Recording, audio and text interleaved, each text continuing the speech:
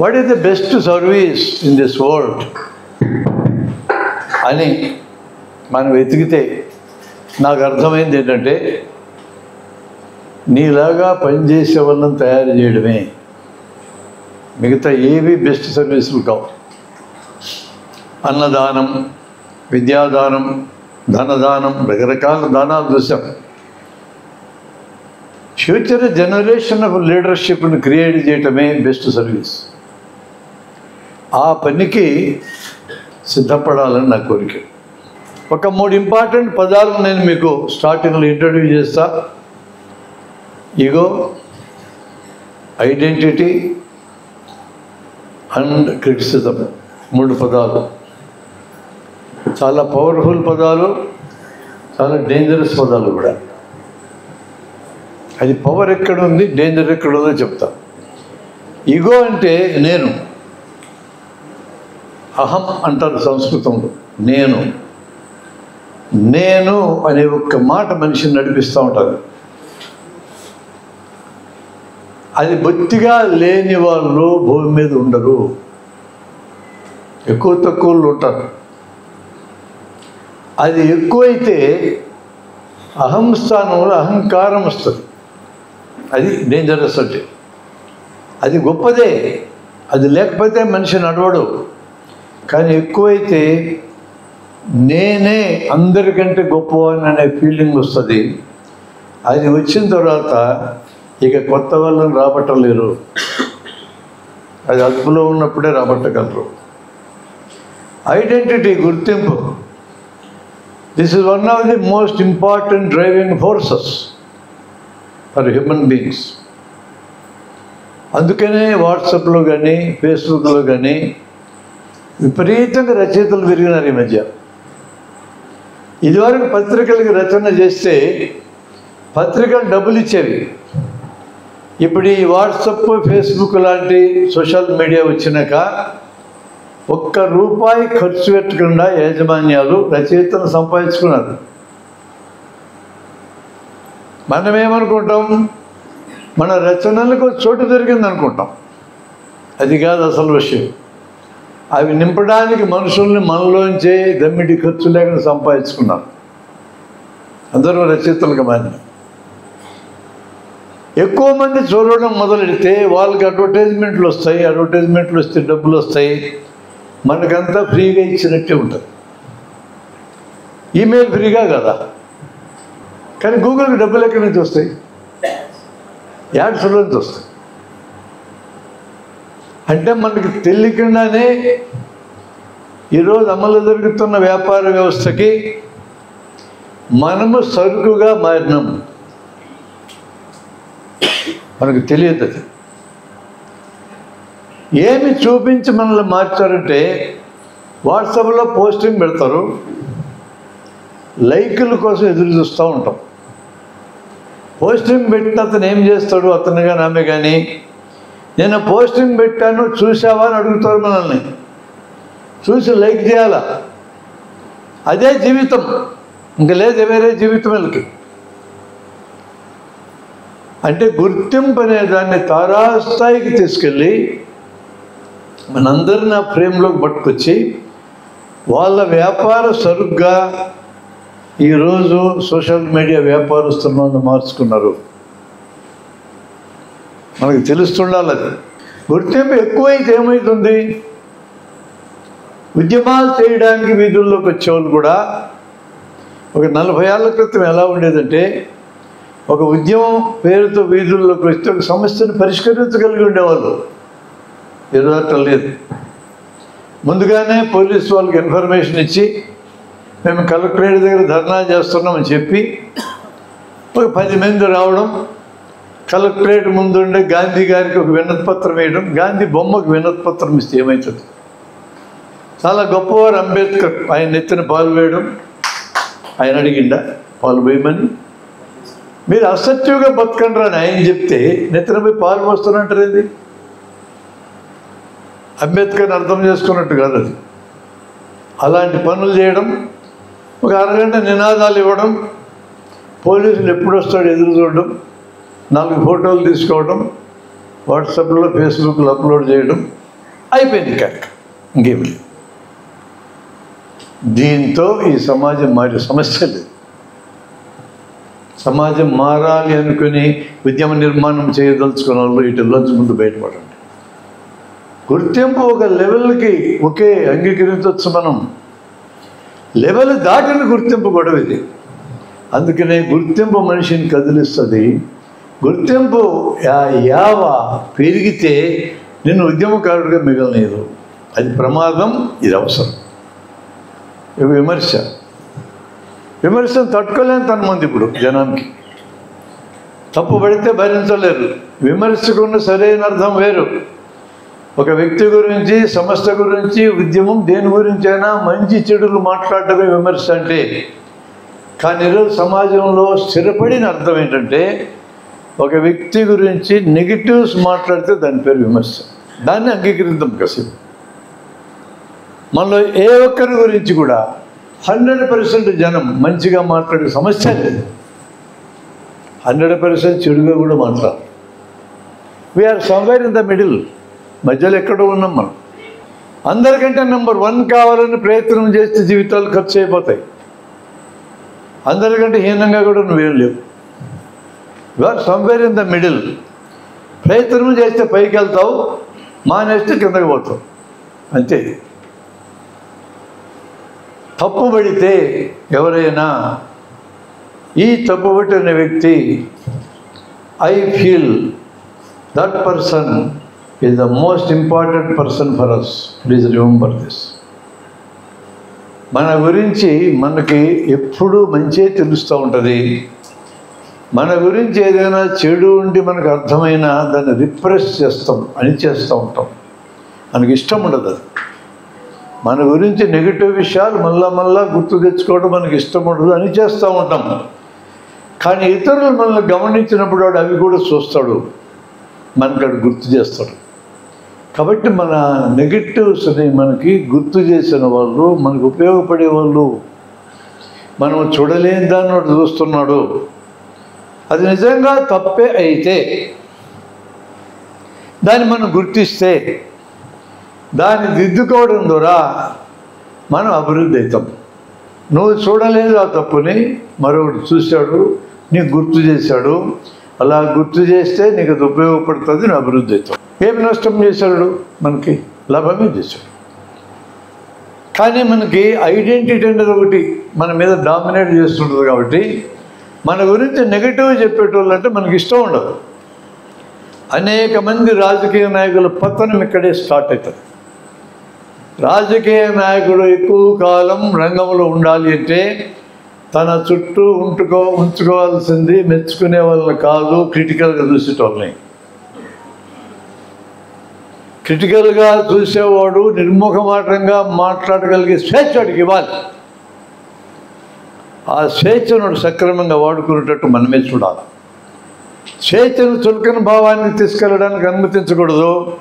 అలాగని అతనికి అనిపించిన అభిప్రాయాన్ని స్వేచ్ఛగా చెప్పనీయకుండా అడ్డుపడకూడదు. ఇది ఉన్న రాజకీయ నాయకుడు ఎక్కువ కాలం నిలబడతాడు. అట్లా కాకుండా ఎప్పుడూ పొగిడే వాళ్ళని మెచ్చుకున్న చుట్టూ కూర్చోబెట్టుకుంటే వాడు నీకు చేసే సేవ ఏమీ లేదు. నీ గురించి మంచి మాత్రమే చెప్పేటోడు నీ పక్కన ఉంటే ఆ మంచి ఆల్రెడీ నీకు తెలుసు. కొత్తగా వాడు ఏం చెప్పాడు? నీ గురించి నెగిటివ్స్ నువ్వు చూడడానికి నిరాకరించినవి లేదా నీకు చూడడం చేతగానివి వాడు చూపించాడు. వాడు నిన్ను గైడ్ చేస్తున్నాడు. విమర్శించేవాడు మన శత్రువు కాదు, మన ప్రత్యర్థి కాదు, మనకు పోటీదారుడు కాదు, వాడు మనకు సహాయపడేవాడు. మీరు లీడర్స్ కావాలనుకుంటే ఈ లక్షణాన్ని మీరు ప్రాక్టీస్ చేయాలి. కానీ మనిషి స్వభావం ఏంటి? ఎవడన్నా మెచ్చుకుంటే సంతోషపడతాం, తప్పు కాదు, నేను తప్పని అంటల్లా. పొగిడితే కూడా ఆనందపడతారు జనం.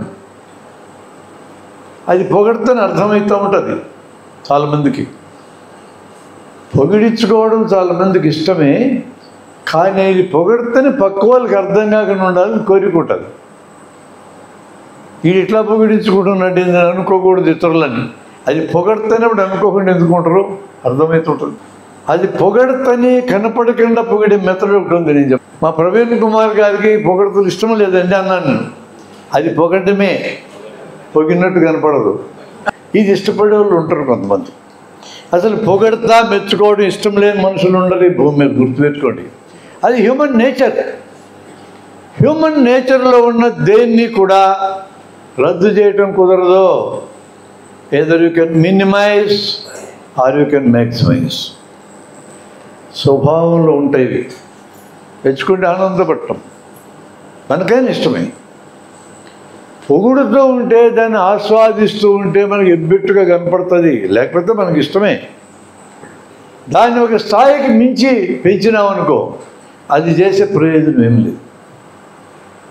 చిన్నపిల్లలు పెరిగే క్రమాన్ని మీరు చూడండి. 3-4 ఏళ్ళ బిడ్డ ఒక బాల్ తెచ్చి మీ కాళ్ళ దగ్గర వేస్తుంది, మీ పక్కన చూస్తుంది. అంటే మీరు మెచ్చుకోవాలా, భలే వేసినావు కదా ఆ బాలు అనాలి మనం. అలా అన్నామనుకో మరలా అంత దూరం పట్టుకెళ్ళి తెచ్చేస్తాం. కుక్కలకు కూడా అలవాటు చేస్తాం. ఇట్టాడి బొమ్మలు తెచ్చి కాళ్ళ దగ్గర వేస్తాయి, ఇసిరేస్తాం, మళ్ళీ తెచ్చేస్తుంది, ఇసిరేస్తాం, మళ్ళీ తెచ్చేస్తుంది. నువ్వు అలా వేస్తున్నావంటే కుక్కను నువ్వు గుర్తిస్తున్నట్టే, దాన్ని మెచ్చుకుంటున్నావు, అందుకని మళ్ళీ తెచ్చేస్తుంది. కుక్క కంటే మనిషికి ఉన్నంత జ్ఞానం ఉండదు కాబట్టి ఎన్నిసార్లు వేస్తూ ఉంటుంది. పిల్లవాడైతే 3-4 సార్లు వేసిన తర్వాత ఆ పని మానేసి ఇంకో ఆట ఆడుకుంటాడు. బాల్ తెచ్చి వేయగానే భలే చూసినావులే ఇప్పటిక బాల్ తెచ్చేసి తిట్టామనుకో మళ్ళా బాల్ వేయడు, వాడికి అది ప్రింట్ అయిపోద్ది, ఇక్కడ ప్రింట్ అవుతుంది. మా నాన్నకి మా అమ్మకి నేను ఇట్లా ఆడుకోవడం ఇష్టం లేదని మా వయసులో ప్రింట్ అయితే ప్రమాదం. వాళ్ళకి తెలియకుండానే వాళ్ళలో కొంతమంది శత్రువులుగా మరి అవకాశం ఉంది. వాళ్ళని విదేశాలు పంపించవచ్చు, కానీ ఫైనల్గా నీకు వృద్ధాశ్రమంలో సీట్లు రిజర్వ్ చేస్తారు. ముఖ్యంగా పిల్లలతో ప్రవర్తించడం జాగ్రత్తగా ఉండాలా. పిల్లల్ని పెంచడం పెద్ద విద్య. అది మీకు ఓపిక ఉంటే చదవండి. తర్వాత బిడ్డల శిక్షణ అని అద్భుతమైన పుస్తకం రాశాడు గుడిపాటి వెంకటచలం. 90 ఏళ్ళైంది రాసి. స్త్రీ అనే ఒక బుక్కు, బిడ్డల శిక్షణ బుక్కు, 2 అద్భుతమైన పుస్తకాలు ఆయన రాసినవి. 2 కలిపి ఇప్పుడు ఒకటే బుక్ మార్కెట్లోకి వచ్చింది. పాత ఎడిషన్లో బిడ్డల శిక్షణలో 6 కథలు రాశాడు ఆయన, కొత్త దాంట్లో అవి లేవు. అందులో మొదటి పేజీలో ఒక అద్భుతమైన విషయం రాశాడు ఆయన వెంకటచలం. వెంకటచలం అంటే ఆయన నవలల ద్వారా మీకు గుర్తు తప్ప ఇట్లాంటి 2 రాశాడని చాలామందికి తెలియదు. యుక్త వయసు వచ్చిన అమ్మాయిని అబ్బాయిని పెళ్లి చేసో చేయకుండానో ఒక రూమ్లో పారేస్తే పిల్లల్ని కంటారు. దానికేం శిక్షణ అక్కర్లా, అది ప్రకృతి. పిల్లల్ని పెంచడానికి శిక్షణ కావాలా? పిల్లల్ని పెంచడం పుట్టుకతో రాదు, పరిమితంగా తల్లికి వస్తుంది. జంతువుల నుంచి వచ్చిన లక్షణం అది, సహజాతం. అంతవరకు తల్లికి వస్తుంది, అంతకు మించి నువ్వు ఏమి నేర్పాలన్నా నేర్చుకోవాల్సిందే. పిల్లల్ని పెంచడం చేతగాని వాళ్ళందరూ కనడం మొదలుపెట్టారని రాశాడు ఆయన. కనపడటంలా మనకు కూడా ఎక్కడో చిన్న చిన్న తప్పులు చేస్తుంటాం, మన పిల్లల్ని పెంచడం ఉండదు, కనపడుతుంటుంది. ఇప్పుడు ఆ విషయంలో అట్లా చేసి ఉండకూడదని అనిపిస్తుంటుంది మీకు. ఎస్, దానంతట అదే ఒక పెద్ద సబ్జెక్ట్. నాయకత్వంలోకి వెళ్ళాలనుకునే వాళ్ళు అనేక సబ్జెక్టులు నేర్చుకోవాలి. విమర్శని తట్టుకోలేని పరిస్థితుల్లో బయటపడాలా. విమర్శించినప్పుడు సహాయపడేవాడు. విమర్శ ఎప్పుడు ఎదురైనా తప్పు చేసామని మీకు అనిపిస్తే ఒప్పుకోండి, క్లోజ్, అక్కడికి అయిపోద్ది, ఇంకా పొడిగించొద్దు. తప్పు చేయలేదు అనిపిస్తే ఏం చేయాలా? నీకు అనిపించింది తప్పు చేయలేదని వాడు అనుకుంటున్నాడు తప్పు చేసేవాడు.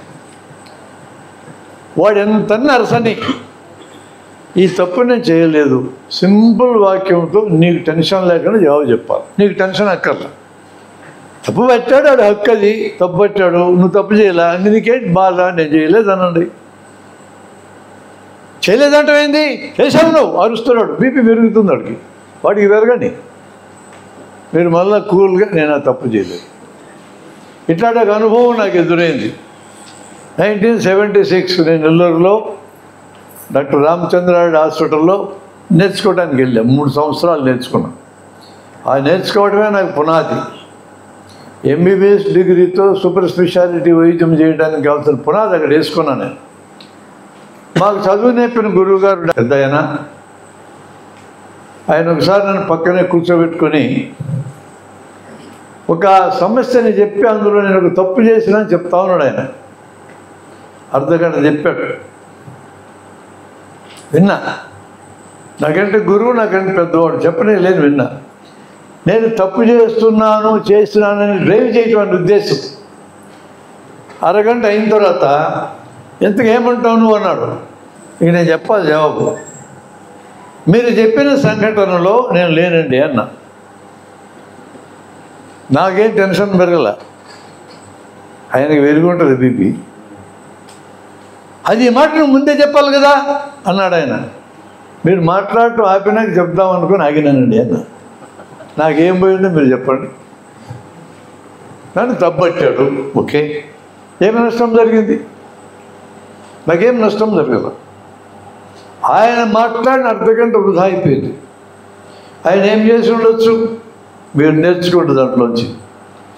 ఒక వ్యక్తి తప్పు చేశాడని మీకు అనిపిస్తే సూటిగా చెప్పండి, సుచ్చగొట్టద్దు. ఈ సంఘటనలో నువ్వు తప్పు చేశావని నా దృష్టికి వచ్చిందనండి. తప్పు చేశావు అని ఫుల్ స్టాప్ పెట్టకండి. అది కరెక్టా కాదని నన్ను అడగండి. అవునండి అంతే అంటే నువ్వేమనుకుంటున్నావు అని అడగండి. అతని అసెస్మెంట్ వినండి ముందు. అతనికి ఏదన్నా ఆర్గ్యుమెంట్ ఉంటుంది. దొంగలకు కూడా ఆర్గ్యుమెంట్లు ఉంటాయి. దొంగతనం ఎందుకు చేసావంటే రాబిన్ హుడ్ లాగా దొంగతనం చేసి ప్రపంచానికి పంచడానికి అంటున్నాడు. ఆర్గ్యుమెంట్ లేనట్టు ఎవరు లేడు. హత్యలు చేసేటప్పుడు కూడా ఆర్గ్యుమెంట్లు ఉంటాయి. ఒక హత్య చేసినటువంటి వాడు ఒకరిని పట్టుకొని నేను చంపాలన్నాడు. రైట్, ఎటు చంపుతావు కదరా, ఎవడు పంపించాడు నేను చెప్పన్నాడు. వాడు చెప్పాడు. ఎంత తీసుకున్నావు అన్నాడు. 2 లక్షలు అన్నాడు. నేను 4 లక్షలు ఇస్తే వదిలిపెట్టినాను అన్నాడు. వాడు ఎంత నిజాయితీపరుడు అంటే అంతకుడు. నేను మాట తప్పాడని కాదు, సత్యహరిశ్చంద్రుడు నా ఫేవరేటు. 2 లక్షలు ఇచ్చినాడు, చెప్పినాడు చంపుతాను నేను అంటే 4 లక్షలు నాకు అక్కర్లేదు అన్నాడు. వాడికి ఒక ఆర్గ్యుమెంట్ ఉంది. ఆర్గ్యుమెంట్ లేని వాళ్ళు ఎవరు ఉన్నారండి భూమి మీద?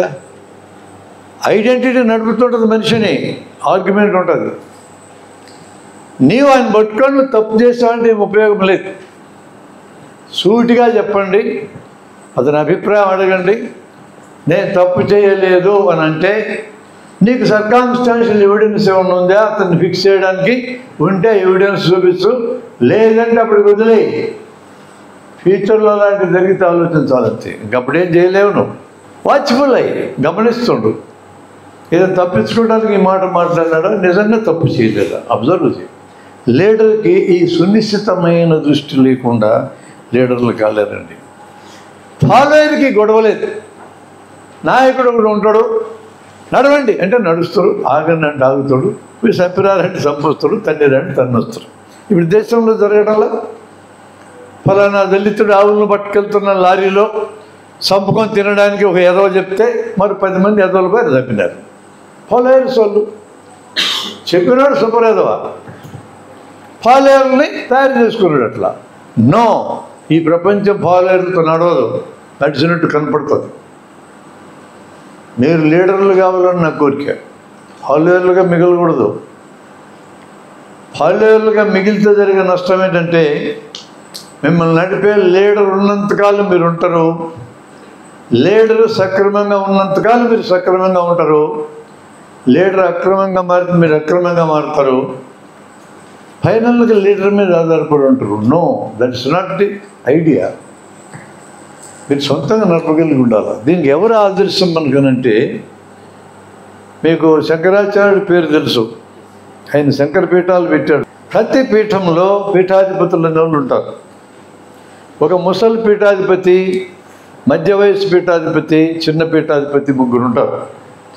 ఈ ముసలాయన ప్రకృతి సహజం ప్రకారం కొన్నాళ్ళకి చచ్చిపోతాడు. చనిపోగాయన మధ్య వయసుడు ప్రమోట్ అవుతాడు, కింద ఉన్నాడు మధ్యకొస్తాడు, మళ్ళీ కొత్తని పెడతాడు. 3 తరాల నాయకత్వం. ఏ ఉద్యమం నడవాలన్నా, ఏ సంస్థ నడవాలన్నా మినిమం 3 తరాల నాయకత్వం ఉండాలా. ఇప్పుడు మీ ప్రవీణ్ కుమార్ మొదటి తరం నాయకుడు అనుకుంటే మీరు మధ్య లెవెల్ నాయకులు. కింద తరపు నాయకులు ఇక్కడ కనపట్టాలి నాకు. మీరు దాని మీద దృష్టి పెట్టకపోతే మీ సేవలో ఉద్యోగం ముందుకు పోదు. ఇది నాకైనా అప్లై అవుతుంది, మీకైనా అప్లై అవుతుంది. ఆ నెక్స్ట్ తరాన్ని ఎట్లా కనెక్ట్ కావాలా, అది కూడా ఒక అంశం కింద నేను మీకు పరిచయం చేస్తా. పరిచయం చేయడానికే ఈరోజు నాకు ఈ టైం సరిపోద్ది. కొన్ని ముఖ్యమైన విషయాలు త్వరగా నేర్పడానికి ఒక ప్రతిపాదన సార్ చెప్పారు. ఎవరైతే లీడర్ కింద ప్రమోట్ కావాలని బలమైన కసి మీలో ఉంటుందో ఆ కసి ఉండాలని ఫస్ట్ ఏరాల. కసి అన్నిటికంటే మొదటిది. ఇగో నేననే భావం, ఐడెంటిటీ, గుర్తింపు, విమర్శని ఎట్లా హ్యాండిల్ చేయాలా. గౌతమ బుద్ధుడి జీవితంలో అద్భుతమైన ఉదాహరణ ఉంది. గౌతమ బుద్ధుడు వాళ్ళందరూ సన్యాసులు, అన్నీ వదిలేసుకున్న బేచేది. ప్రతిరోజు సాయంత్రం ఆడుకోవడానికి పోవాలి, భిక్ష పెడతారు జనం, తినాలి, ఒక ఇల్లే అడుక్కోవాలి, వాళ్ళు పెడితే తినాలి, పెట్టకపోతే ఆ రోజు పస్తు. అట్లాంటి ఒక నిబంధన పెట్టుకున్నారు. ఈయన కూడా అడుక్కోవాల్సిందే. అడుక్కోవడానికి ఇంటి దగ్గరికి వెళ్ళాడు. ఆమె ఆ ఇంట్లో ఉన్న ఆమె గృహిణి ఒక పల్లెంలో తినడానికి పనిపించి తీసుకొచ్చింది. వచ్చి చూస్తే గేడు దగ్గర స్వరుద్రూపి 6 అడుగులు ఉన్నాడు మనిషి, బలవంతుడు. చూసి దున్నపోతులాగా పని చేసుకొని బతకొచ్చు కదా, అడుక్కోవడానికి వచ్చి సిగ్గు లేదా, తిట్టిందామే. ఆయన ఏం చెల్లించాలా. అమ్మా, మీరు తెచ్చిన భిక్ష నేను నిరాకరిస్తే ఏమి చేస్తారు అని అన్నాడు. నిరాకరిస్తే చేసేదేముంది, వెనక పట్టుకెళ్తా అన్నదాన్ని. తమరి తిట్లు కూడా నాకు అక్కర్లేదమ్మా అని వెళ్ళిపోయాడు. ఇందులో ఒక క్యూ ఉంది, గమనించండి. మాటలు మనిషిని హింసించలేవు, నువ్వు అనుమతిస్తే తప్ప. ఇది ఫస్ట్ నాయకుడు నేర్చుకోవాలి. నాయకులను ఎప్పుడూ మెచ్చుకుంటే ఉండరు, చుట్టూ మంది మాగుతుంది నేర్చుకుంటే మెచ్చుకుంటారు తప్ప ఖచ్చితంగా నువ్వు పబ్లిక్లోకి వచ్చినాక నిన్ను తిట్టేవాళ్ళు కూడా ఉంటారు. మాటల్లో మనిషిని హింసించలేవో. Physical injury is different from mental injury. Physical injury కత్తి తీసుకున్నా, పొడిచా ఒకరిని, గాయం అవుతుంది, నొప్పి ఉంటుంది, రక్తం వస్తుంది, మారడానికి వారం టైం పడుతుంది. Nobody can avoid this. ఇది నన్ను ఇంజురీ చేయకూడదు నువ్వు అనుకుంటే కూడా నీకు ఇంజురీ అయ్యేది ఖాయం. మాటలు కూడా మనకు బాధ కలిగిస్తాయి, ఒప్పుకుంటాను నేను. బాధ కలిగించడానికి మనం అనుమతిస్తే బాధ కలుగుతుంది, అనుమతించకపోతే కలగదు. ఇందాక ఏం జరిగింది, మా డాక్టర్ గారు అర్ధగంట నాకు బోధ చేశాడు కదా. నేను రిపెంట్ అయ్యి బాధపడి సరిదిద్దుకోవాలని కదా ఆయన కోరిక. నేను లోపలికి పోనీలా, ఇంట కూర్చున్నా. నాకేమవుతుంది? చిత్త ప్రకృతి అంటామే, ఇది చాలా గొప్ప లక్షణం అండి. 100% సాధ్యం కాదు ఎవరికి. ప్రాక్టీస్ చేయాలా, అది ఒక నైపుణ్యం. ప్రాక్టీస్ చేస్తే కానీ రాదు అది. ఫలానా వ్యక్తి ఫలానా మాటలు మాట్లాడినందుకు నాకు బాధ కలిగింది, అతను ఇలా మాట్లాడినందుకు నాకు ఏడుపు వచ్చింది, అతను ఇలా అన్నందుకు నాకు ఆత్మహత్య చేసుకోవాలని కోరిక కలిగింది అనేవాళ్ళు మనకు సమాజంలో కనపడుతూ ఉంటారు. అంటే నీవు ఫలానా వాళ్ళ మాటల వల్ల వాళ్ళ కంట్రోల్లోకి వెళ్ళిపోయినావు. నువ్వు నీ కంట్రోల్ ఉండాలా, ఇతరుల కంట్రోల్ ఉండాలా? నువ్వు నీ కంట్రోల్ ఉండాలి, ఇతరుల కంట్రోల్కి నడవకూడదు. నువ్వు నిన్ను ఇప్పుడు ఏడిపించదలుచుకున్నాడు, ఏడిపించగలడు. నువ్వు దుఃఖం పొందాలనుకుంటే పొందించేటట్టు చేయగలడు. నిన్ను ఆత్మహత్యకి ప్రేరేపించదలుచుకుంటే ప్రేరేపించగలడు. You are running or walking into the hands of others. అస్సలు పనికిరాదు నీకు. నువ్వు ఏడవదలుచుకుంటే సొంతంగా ఏడు, బాధపడదలుచుకుంటే సొంతంగా బాధపడు. ఒకవేళ సావాలని కోరిక కలిగితే ఎవడికి చెప్పనక్కర్లే, పోయి సావండి, ఎవడు పట్టించుకో.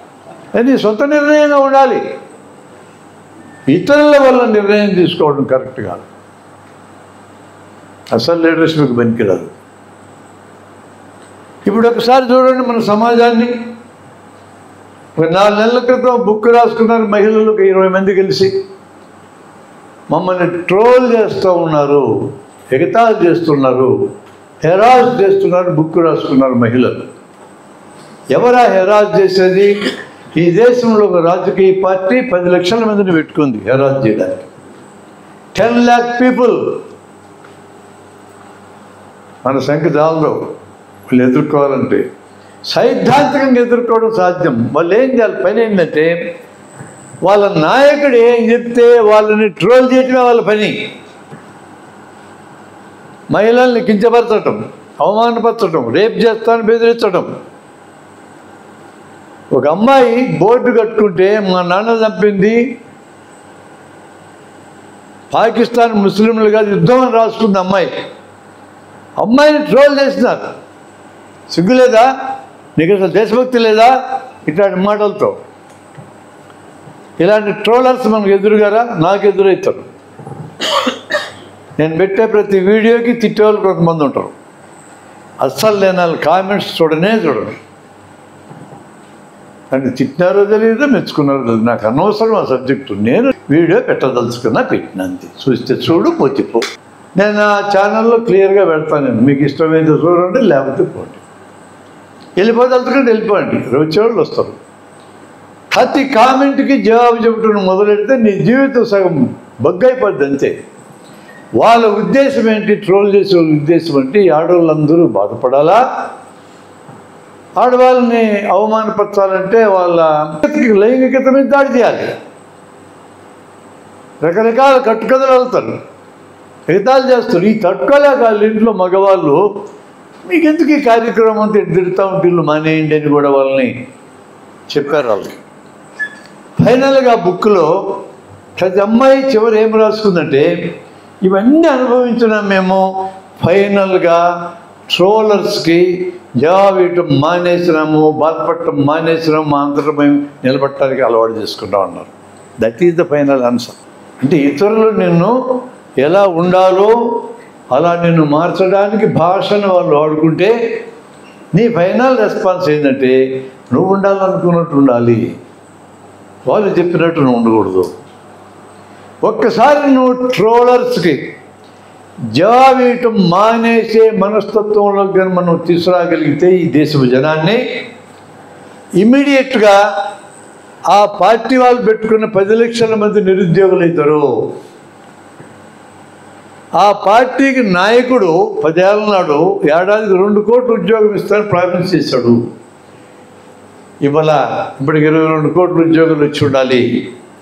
దానికి 10 లక్షల మంది జాయిన్ అవుతారు. ఆయన మీద ఒత్తిడి పెరుగుతుంది.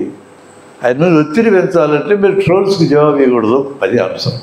మీరు గమనించండి, మాఫియా డాన్స్ ఎట్లా ప్రవర్తిస్తారో. వాళ్ళు ఇలాంటి చిల్లర మాటలకి జవాబు ఇవ్వరు. వాళ్ళకి ప్రయోజనం ఉంటుంది అనుకుంటేనే ఒక పని చేస్తారు, లేకపోతే చేయరు. సీజన్డ్ పొలిటీషియన్ ప్రయోజనం ఉంటేనే పని చేస్తారు, గేట్కి రెస్పాన్సిబుల్.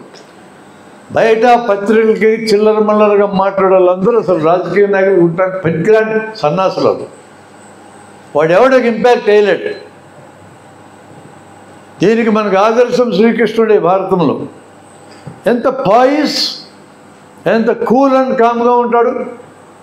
భారతం రామాయణం కథలు బ్రహ్మాండమైన ఉన్నాయి, అవి చెప్పాలి. శ్రీకృష్ణుడు రాయబారానికి వెళ్ళాడు కౌరవుల పార్లమెంట్కి. ఎవరి తరఫున?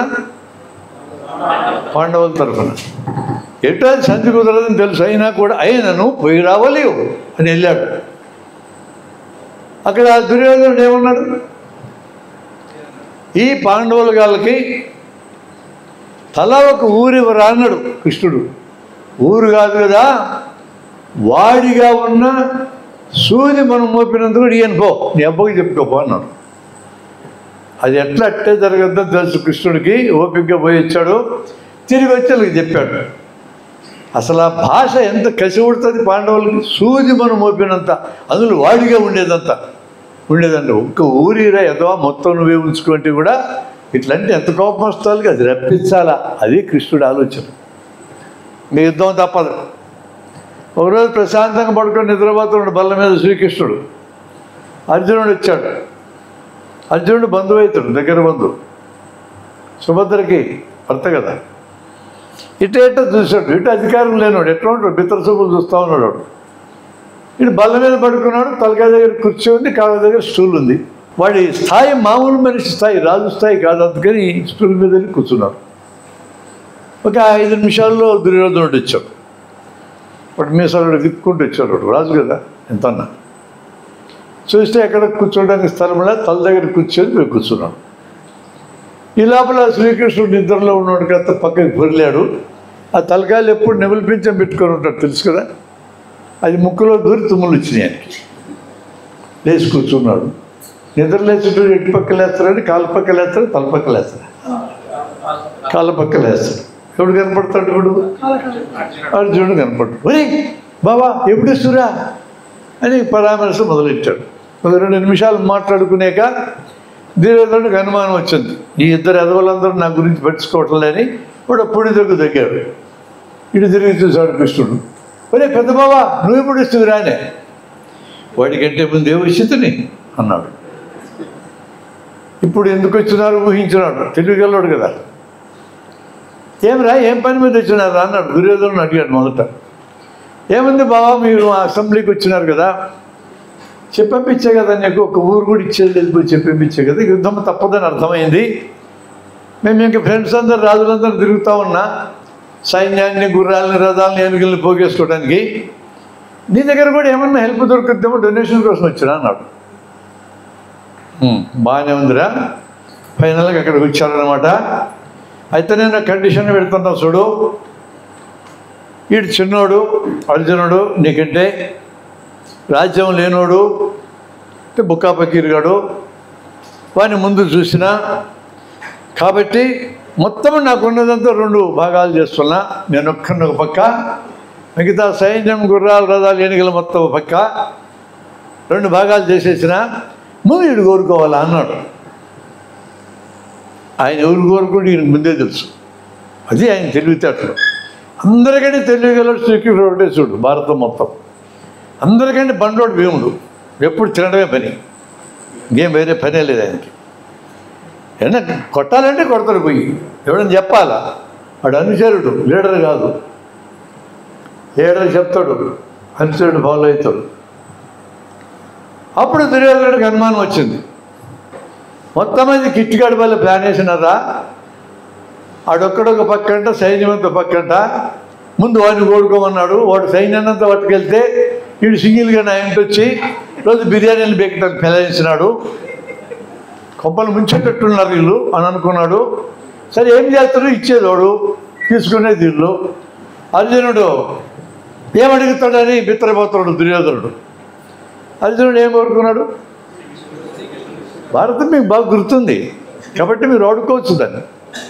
కృష్ణ నువ్వు వస్తే చాలు నాయంట, ఈ గుర్రాలు, రథాలు, ఎన్నికలు నాకేం లెక్కనా, నువ్వు పక్కన సార్ లేపారేను మొత్తాన్ని అని అన్నాడు. అప్పుడు దుర్యోధనుడు రిలీఫ్ ఫీల్ అయ్యి, ఇంకా లేట్ అయితే ఈ సన్నాసులు ఏం ప్లాన్ వేస్తారని ఈ గుర్రాలు, ఎన్నికలకి వెళ్ళిపోయినాడు. ఇంక వీళ్ళిద్దరూ నడుచుకుంటూ పోతూ, ఏమి అర్జున అసలే వాడికి 11 డివిజన్లు సైన్యం, మీకు 7. మరి సైన్యం ఏదైనా కోరుకుంటూ 1 డివిజన్ పెరిగి ఉండేది కదా, నన్ను ఎందుకు కోరుకున్నావురా అన్నాడు. తెలుదా బావా నీకు, నువ్వు పక్కనుంటే లేపారని కొడుకులు మొత్తాన్ని. ఏ సైన్యం ఏం చేస్తుందన్ను, నువ్వు పక్కన సపోర్ట్ ఉండు చాలు నాకు. ఓకే అర్థమైంది కృష్ణుడికి. నువ్వే చెప్తున్నా వినరా అర్జున, నేను యుద్ధం చేయను, రథం తోలుతా, ఎక్కడికి తీసుకెళ్ళమంటే అక్కడికి తీసుకెళ్తా. బాణాలు కూడా వేయను, నాకు వచ్చు బాణాలు వేయడం. కత్తి యుద్ధం వచ్చు నాకు, గదా యుద్ధం వచ్చు, అన్నీ వచ్చు, చేయను. అయినను చక్రం జేబులు పెట్టుకొని వస్తా, ఎమర్జెన్సీ ఉంటే తీస్తా.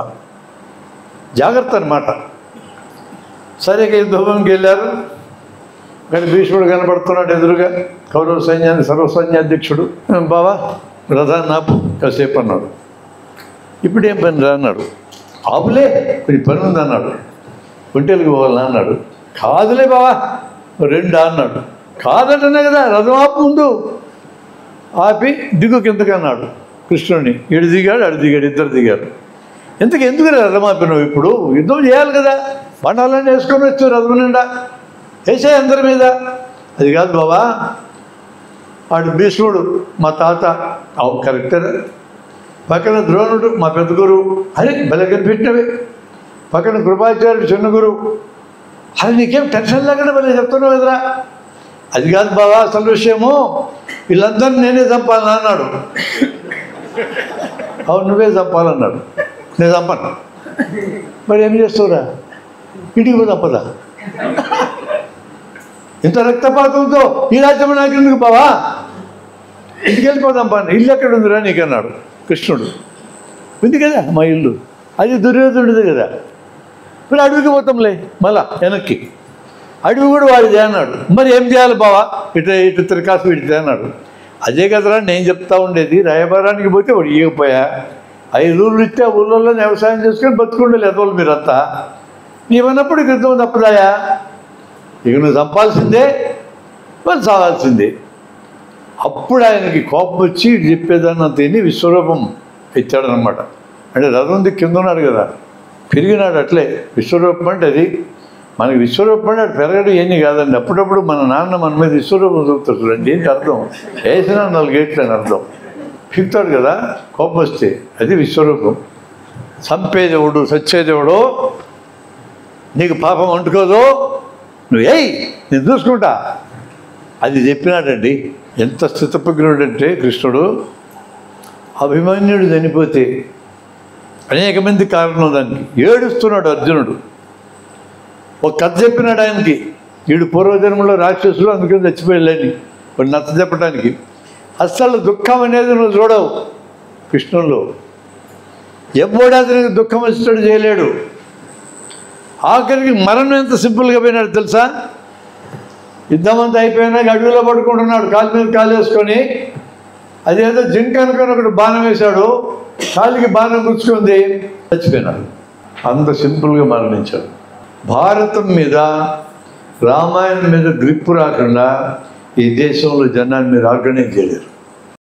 ఇప్పుడు హక్కులు చూసి గౌరవించటం లేరు. పరిపాలనలో మూర్ఖుల్ని ఫ్యాక్టరీలు పెట్టి తయారు చేస్తున్నారు. దేశంలో అనుయాయులను తయారు చేసుకుంటున్నారు, ఆలోచించటం కాదు. అది బలమే, మూర్ఖ బలం. మనం దానికి విరుగుడు తయారు చేయటమంటే ఆలోచించగలిగే అనుయాయులు తయారు కావాలి. ఇదొక్కటే దీనికి అంశం. పబ్లిక్ స్పీకింగ్ నేర్పించడానికి పుస్తకాలు పనికిరావు, మాట్లాడటం ఒక్కటే అంశం. ఎనీ స్కిల్ ప్రాక్టీస్ చేస్తే వస్తుంది, లేకపోతే రాదు. నేను ఒకసారి కరీంనగర్ జిల్లా నుంచి కోరుట్లో ఏదో ఊరుంది, అక్కడ ఉందా, అక్కడ వెళ్ళి ఈ గురుకుల పాఠశాలలో అమ్మాయిలకి ఉపన్యాసాలు ఎట్లే వాళ్ళు నేర్పడానికి వెళ్ళా. 50 మంది ఆడపిల్లలు కూర్చున్నారు. ఎవరిని కదిలించినా అద్భుతంగా మాట్లాడుతున్నారు. మేము మీకు నేర్పిద్దామని వస్తే మీరు ఇంత బాగా మాట్లాడుతున్నారమ్మా, ఎవరు నేర్పించారు మీకన్నా? ప్రవీణ్ కుమార్ గారి పేరు చెప్పారు. చదువు రాకుండా ఫెయిల్ అయినా పర్వాలేదు సార్, మాట్లాడడం వస్తే బతకొచ్చు. ఒక ఉదాహరణ చెప్తే ఈరోజు ఆలోచించుకోండి మీరు. 7వ తరగతి డుమ్మా కొట్టినాడు, 7వ తరగతి ఫెయిల్. అద్భుతంగా మాట్లాడడం నేర్చుకున్నాడు స్కూల్లోనే. వాడు బ్యాక్ బెంచర్, మార్కులేం గొప్పగా రావు. మనిషిని చూస్తే ఎప్పుడు చిరునవ్వు ఉంటుంది, టక్ చేసుకొని ఉంటాడు, టై కట్టుకొని ఉంటాడు. ఎక్కడ పోతే 1 నిమిషంలో వాళ్ళని ఆకర్షిస్తారు తన వైపున. హైదరాబాద్లో సైబర్ టవర్లో మంచి ప్యాకేజీతో ఉద్యోగం చేస్తున్న ఒక అమ్మాయి దగ్గరికి వెళ్ళి చిరునవ్వు నవ్వి, మేడం నేను ఋషికేశ్ నుంచి వచ్చా, అద్భుతమైన గురువు దగ్గర నేను ప్రాక్టీస్ చేశా, నా దగ్గర ఒక రాగి కడియం ఉంది, మహత్తు కలిగిన రాగి కడియం ఉంది, ఆయన దగ్గర మంత్రం నేర్చుకున్నా. ఈ రాగి కడియాన్ని 12 గంటల నీళ్ళల్లో నానబెట్టి ఉదయం ఆ నీళ్లు తాగితే ఎటువంటి రోగమైనా బాగవుతుంది. కేవలం 25,000 రూపాయలు మాత్రమే అమ్మేశాడు రాగి కడియం అమ్మాయికి. అంత ప్యాకేజీ వచ్చేటట్టుగా అంత బాగా ఐటీలో చదివి మార్కులు తెచ్చుకొని ర్యాంకులు తెచ్చుకొని ఉద్యోగం సంపాదించుకొని ఏమి లాభం? ఆ డబ్బుల్ని నిలబెట్టుకోవడం చేత కానప్పుడు 25,000 పోయింది. వాడు మహా తెలివిగలవాడు. మీరు నలుగురితో ఈ కడియాలు కొనిపిస్తే ఇది ఫ్రీ అన్నాడు. కొనిపించాడు. ₹1,00,000 గంటలు సంపాదించాడు. మన పిల్లలకి ర్యాంకులు రావాలా, మార్కులు రావాలా, బ్రహ్మాండం చదవాలా, అమెరికా పోవాలా, ఆస్ట్రేలియా పోవాలా అనుకుంటున్నాం. సంపాదించిన డబ్బులు నిలబెట్టుకోవడం నేర్పకపోతే మీరిచ్చే ఐడియల్స్ అన్నీ వేస్ట్. వాడికి నిలబెట్టుకోవడం చేతావు, పక్కోడి జేబులో లాగేయడం కూడా చేతావు. అందుకని కేవలం చదువుతో మన పిల్లల్ని బడిలోంచి బయటికి పంపకూడదు, బతకటం నేర్పించి పంపాలి. నిబద్ధతలో అని ఒక మాట ఉంది, కమిట్మెంట్స్ దాని పేరు. సమయపాలన, ధనం ఎవరికైనా ఇస్తానంటే ఇవ్వడం, పని చేస్తానంటే చేయడం. ఈ మూటి దగ్గరే వ్యక్తి యొక్క నిబద్ధతలను మనం పరీక్ష చేయగలము. మీరు సమయం పాటించలేదనుకోండి, 10ంటికి స్టార్ట్ అవుతుంది ఈరోజు ప్రోగ్రాం అంటే 10ంటికి 5 నిమిషాల ముందే వచ్చి ఉండాలి. 10:30కి 11 గంటలకి మీరు వస్తూ ఉంటే మీరందరూ వచ్చేదాకా ప్రోగ్రాం ఆపితే ఎంతమందికి ఎన్ని గంటలు పోయినట్టు? ముఖ్యంగా రాజకీయ నాయకులు బహిరంగ సభలకు హాజరయ్యేటప్పుడు ఎంత ఎక్కువ లేటుగా వస్తే అంత గొప్ప నాయకుని ఫీల్ అవుతూ ఉంటారు. 1,00,000 మంది హాజరైన బహిరంగ సభకి 1 గంట లేటుగా రాజకీయ నాయకుడు వస్తే మీనింగ్ ఏంది? 1,00,000 గంటలు కాల్ చేస్తున్నాడు. That fellow is worthless to be A politician. ఇతరుల సమయాన్ని అన్డ్యూగా, అన్రూలీగా కాల్ చేసే వాళ్ళు లీడర్స్గా పనికిరారు. మీరు లీడర్ ఎదగదలుచుకుంటే మీరే అనౌన్స్ చేసిన టైంకి 5 నిమిషాలు ముందే ఉండాలి. మీరు వెనక వస్తే ఇప్పుడున్న సమాజంలో ఎంత ఆలస్యంగా వస్తే అంత గొప్పోడు అని అనుకుంటారని అనుకుంటుంటారు. నేను చెప్తున్నాను గొప్పోళ్ళుగా. ఒక ఉద్యమానికి ₹1000 ఇస్తాను వాగ్దానం చేశాను, ఇవ్వాలంతే. ఏం కష్టాలు పడుతూ అనవసరం, వాగ్దానం చేశాం. ఒకతను ₹1,00,000 ఇస్తాను వాగ్దానం చేశాడు మాకు ఒకసారి. వెంటనే జనం చప్పట్లు కొట్టారు. అందులో తప్పు ఉందా రైట్ ఉందా చెప్తారా? వాగ్దానం చేయగానే చప్పట్లు కొట్టారు. చప్పట్లు ఎప్పుడు కొట్టాలా? కరెక్ట్. డబ్బులు ఇచ్చినా కొట్టాలి. ముందే చప్పట్లు కొట్టారు. ఒక నెల అయినా కొన్ని లక్షిస్తానన్నావు కదా అని అడిగితే నేను బాకీ ఉన్నానా మీకు అన్నాడు. డొనేషన్లు ఇస్తాను వాగ్దానం చేసే కొంతమంది ఇట్లా కూడా మాట్లాడతారు. బాకీ ఉన్నావు, వాగ్దానం చేసావు, బాకీ ఉన్నావు మాకు, అంతే. బాకీ ఉన్నామని అడగకూడదు, తప్పదు. ఆ టీచర్ నిలబెట్టుకోవాలి. మాటని గౌరవించడం అని ఇంకో ప్రక్రియ ఉంది.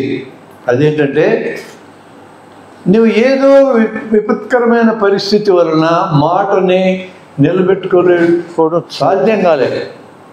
ఇప్పుడు నువ్వు మాటను గౌరవించాలంటే అర్థం ఏంటంటే, నేను నీకు లక్షిస్తాను పలానా టైంకి చెప్పా, ఇప్పుడు నేను ఇవ్వగలిగే పరిస్థితులు లేను, పలానప్పుడు ఇస్తాను. నువ్వే చెప్పాలి. నేను పలానా టైంకి ప్రోగ్రాంకి వస్తానని చెప్పా, నేను లేట్ అవుతున్నా, నా కోసం ఎదురు చూడకుండా మీరు కంటిన్యూ చేయండి ముందే చెప్పాలి. ఎవరు చెప్పాలి? నిర్వాహకులు అడిగితే కాదు, నువ్వే చెప్పాలా. పని చేస్తానంటే పని చేస్తానంటే చేయాలా, చెయ్యలేకపోతే చేయలేకపోతున్నా చెప్పాలి. నిబద్ధతలని 3 అత్యంత ముఖ్యమైన లీడర్షిప్కి. వీటినే ఇంకో పద్ధతిలో చెప్తారు. నీ ఆలోచన, నీ మాట, నీ చేత ఒకే రకంగా ఉండాలా. ఇప్పుడు నీ చేత గురించి మాట్లాడే. మనిషి ఆలోచన ఎలా ఉంటుంది ఎవడికి తెలియదు, చెప్తే తప్ప తెలియదు. చెప్పినా లోపల ఉన్న ఆలోచన చెప్పాడో లేదో కూడా తెలియదు. కానీ మాట, చేత ఇవి 2 టెస్టబుల్, పరీక్ష చేయగలం. ఈ సమాజంలో మాట్లాడినట్టే పనిచేస్తే గొప్ప విలువ మనిషికి వస్తుంది. ఆలోచన కూడా అలానే ఉంటే, ఆలోచనకి మాటకి చేయడానికి కాంట్రడిక్షన్ లేకుండా ఉంటే ఆ వ్యక్తి ప్రశాంతంగా బతుకుతాడు. నువ్వు ప్రశాంతంగా ఉండదలుచుకుంటే 3 ఒకే రకంగా ఉండాలా, సమాజంలో గౌరవం ఉండాలంటే కనీసం 2 ఒకే రకంగా ఉండాలి. అది 2 మాట చేత. ఇది లీడర్షిప్కి చాలా అవసరమైంది. నీ గురించి నువ్వు ఉన్నదన్నట్టు చెప్పుకోవచ్చు. గొప్పగా అంటే ఎక్కువ చేసి చెప్పడం, ఎక్కువ చేసి చెప్పుకోవాల్సిన అవసరం లేదు. జనం గుర్తించి నువ్వు ఎక్కువ మనిషి వాళ్ళు గుర్తించాలి. కేవలం మన మాటలతో గుర్తింపు రాకూడదు, మన చేతులతోనే గుర్తింపు రావాలి. ఎందుకంటే మాటతో మనం ఏది ప్రకటించినా అది ఫైనల్ కాదు. ఫైనల్గా చేత, ఆచరణ, ప్రయోగం అది ఫైనల్. నేను ఉన్న పలానా కుర్చీ మించి గాల్లోకి లేస్తా అని మాట వాడా అనుకోండి, మీకేమర్థమైంది? ఇతను కుర్చీ మించి గాలిలోకి లేస్తానని మాట ద్వారా చెప్పాడని అర్థమైంది. నేను లేవగలనా లేదా తెలియదు, లేచి చూపిస్తేనే తెలుస్తుంది. చేతకంత ఇంపార్టెన్స్ ఉంది, మాటకంత ఇంపార్టెన్స్ లేదు. అందుకని మీరు ఏం చెప్పుకున్నా ఉన్నదన్నట్టు చెప్పుకోండి. రేపు పొద్దున ఎవడన్నా పరీక్ష చేసినా అదే కనపడుతుంది. ఎక్కువ చెప్పుకున్నాం అనుకో గొప్పగా, అది కనపడలేదనుకో నీ మీద నుండి ఇంప్రెషన్ పోతుంది. అది పోకూడదు లీడర్షిప్కి. మనం వేరే దేశం పోయినామనుకోండి, నేను ఇండియన్ అని ఒకటి పరిచయం చేసుకోగానే అమ్మా నువ్వు ఇండియన్వా అని షేక్ హ్యాండ్ ఇస్తాం. వేరే రాష్ట్రం పోయామనుకోండి, తెలుగు మాట్లాడేవాడు పరం బేవర్స్ గారైనా సరే వెంటనే షేక్ హ్యాండ్ ఇస్తాం మనవాడని. మీ చుట్టూ ఇంతమంది తెలుగు మాట్లాడుతూ ఉన్నారు కదా, వీళ్ళందరితో షేక్ హ్యాండ్ ఎందుకు ఇవ్వు? అది మానవ మనస్తత్వం. మన కులమోడు కనపడగానే కంఫర్టబుల్గా ఫీల్ కావడం సమాజం ఇంప్రిగ్నేట్ అయింది. అది చిన్న కులం పెద్ద కులం కాదండి, ఏ కులం వాడైనా తన కులం వాడని కానీ అమ్మవాడు అనే ఫీలింగ్ అనేది ఇంప్రిగ్నేట్ చేయబడ్డది. అది గ్రూప్ మెంటాలిటీలో భాగం. కానీ నేనేం సూచనిస్తున్నానంటే మీకు, లీడర్షిప్లో ఎదగదలుచుకున్నవాడు ఏ కులం వాడైనా సరే నీ ఆశయాలకి ఆదర్శాలకి వాటి లాక్కరాగలడం నీకు చేత కావాలి. అది చాలా అవసరం. అచ్చం నీ కులం ఒక్కదాంతోనే రాజ్యాధికారం పట్టుకోవాలంటే నీకు జన్మకు చేత కాదు. 18% ఎస్టీలు ఎట్లయితుంది మీతో? ఒక 8% ఎస్టీలు, ఇద్దరిని కలిపితే కూడా 26 కదా. మరి వీళ్ళందరికీ ఓట్లు ఇచ్చినాం కదా, వాళ్ళందరినీ నీ వైపు లాక్క రావాలి అంటే నీవు ఏం చెప్తున్నావో ఇవి మోస్ట్ రీజనబుల్ అనేది ఎక్కాలి అందరికీ. కాబట్టి ఉద్యమ నాయకులకి అంతరంగంలో కులం లేదు, బయట ఉంటుంది. ఈ లోపల అందరినీ వాళ్ళ కింద లాక్కొచ్చుకోవాలి. That's what exactly I'm telling about BR Ambedkar. ఆయన రాజ్యాంగ రచన డ్రాఫ్టింగ్ మొదలుపెట్టిన మరుక్షణం నుంచి ఆయన దేశ ప్రజలందరి వాడి కింద మారాడు. కొన్ని దేశాలు తాళాలు వేయవు వీళ్ళకి, కొన్ని దేశాలు వేయవు. కొన్ని దేశాల్లో ఏం పోయినా పోలీస్ స్టేషన్లు వచ్చి ఉంటాయి, నువ్వు ఎత్తుకోవచ్చు. మనకి కూడా కొంతమంది సైకిళ్ళు పోతే పోలీస్ స్టేషన్కి పోతే ఏదో సైకిల్ దొరుకుతుంది, నీ సైకిల్ దొరకదు. ఉంటాయి 10 బడి ఉంటాయి, సైకిల్ పోయి తీసుకపోసారి ఏదో ఒకటి అంటారు. వాళ్ళు మాత్రం ఏం చేయగలరు? సిస్టమ్ తయారు కాలే. సోషల్ సిస్టమ్ తయారు కాని చోట్ల మనం ఆదర్శం అనేది చేరడానికి పనికి వస్తుంది. ఇప్పుడు ఆచరణకి పనికి వచ్చేదే పాటించాలి, వేరే మార్గం లేదు. నువ్వు వాడుకోవడం కరెక్ట్ కాదు. It's not your money. When it is not your money it shall be used for social purpose only. Police సంక్షేమ సంఘానికి ఇస్తావు, ఇవ్వచ్చు, మీ ఇష్టం. అది సంక్షేమ సంఘం అన్నాక ఎవడు ఇండివిజువల్ తినడానికి వీలు కాదు. సంక్షేమానికి అన్నిటికీ కరెక్ట్గా వాడతారు లేదా మనకు తెలిసిన విషయం కాదు. మీ సంఘం బాగుంది కదా, మీ సంఘానికి ఇచ్చుకో, ఏమైంది, తప్పే ఉన్నది. 3 పాయింట్లు మనం చెప్పుకున్నాం. మొదటిది ఏంటి? Motivation. 2 knowledge. 3 skill. Knowledge and skill ఈ రెంటిని మనం నేర్పగలము. థియరీగా నేను చూపించగలను.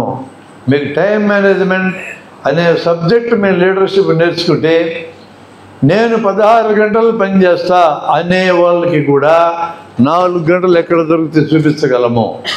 ఆ టైం మేనేజ్మెంట్, ఆ మ్యాట్రిక్స్ నేర్పిస్తే మీ అంతటి మీరే మీ టైం టేబుల్లోంచి ఇక్కడ సంపాదించుకుంటూ చూపించగలము. కాబట్టి నాకు తీరిక లేదు అనేవాళ్ళు సూత్రప్రాయంగా ఆ పని చేయటం ఇష్టం లేని వాళ్ళు, మోటివేషన్ లేని వాళ్ళు అని అర్థం. తీరిక లేదనే మాట ఎవరు వాడినా ఇది అబద్ధం. నీకు ప్రయారిటైజ్ చేసుకోవడం చేతకాలే. ఏ పని ముందు ఏ పని వెనక నువ్వు నేర్చుకోలే, నీకు చేతకాలే, అది నేర్పిస్తాం. విషయం దగ్గరికి వస్తే, నాలెడ్జ్ దగ్గరికి వస్తే, what is right knowledge, what is wrong knowledge తెలియాలి. రైట్ నాలెడ్జ్ మాత్రమే మనకు అవసరం. ప్రతి ఒక్క విషయంలోనూ రైట్ నాలెడ్జ్ ఏది, రాంగ్ నాలెడ్జ్ ఏది ఒకటి ఉంటుంది. వీటికి బేస్ నేను చెప్తా. సమాజం మారడానికి there are two main streams. ఒకటి పొలిటికల్ స్ట్రీమ్, రెండవది సోషల్ స్ట్రీమ్, భావజాలమైన స్ట్రీమ్ అంటారు దాన్ని. రెండు ఇంపార్టెంట్. వాటి యొక్క రోల్ ఏంటి, అవి ఎట్లా మన జీవితాలు ఇంటరాక్ట్ అయ్యిందో చెప్తాను నేను. భావజాలము అంటే ఇక్కడికి ఎక్కాలి. బలంగా ఇక్కడ ఎక్కితే అది పనిచేస్తూ ఉంటుంది. చిన్నతనంలో పళ్ళు దోముకోవాలంటే మన తల్లిదండ్రులు మనకు నేర్పడానికి నానాతి పొలబడ్డారు. పేస్ట్ తీయగా ఉండి తిన్నారు కదా, భయపెట్టారు, బతిమలాడారు, నచ్చ చెప్పారు, మొత్తం మీద నీకు పళ్ళు దోముకోవడం నేర్పినారు. ఒకసారి పళ్ళు దోముకోవడం నేర్చుకుని తలకెక్కించుకున్నాక ఇప్పుడు మనం ఏం తినాలన్నా పళ్ళు దోముకున్నాకనే తింటాం. ఇప్పుడు ఎవరు చెప్పరు మనకి పళ్ళు దోముకోవాలి, చెప్తారా? ప్రతి అలవాటు ఇట్టే నేర్పించినారు కదా మన అమ్మనాన్నలు మనకి. స్నానం చేయటం కానీ, బట్టలు వేసుకోవడం కానీ, బడికి పోవడం కానీ. మొదట్లో బడికి పోవడానికి కూడా రెసిస్టెన్స్ చూపినాం మనం. ఎందుకు రెసిస్టెన్స్ చూపినాం? సెలవిస్తే ఎందుకు ఆనందపడ్డాం? బడికంటే ఎందుకు విసుగు వచ్చింది మనకి? స్కూల్కి పోయాడు పిల్లాడు, ఆ గంటల తిరిగి వచ్చాడు వాడు. ఏమిరా అప్పుడు వచ్చావని అడిగినాడు వాళ్ళ అమ్మ నాన్నలు. సెలవు ఇచ్చినారు అన్నాడు. ఈరోజు ఎందుకు సెలవు ఇచ్చారు, పండగ లేదు పబ్బం లేదు అని అనుకోని వీళ్ళు ఎందుకు సెలవు ఇచ్చారంటే మంత్రి చచ్చిపోయాడు అన్నాడు.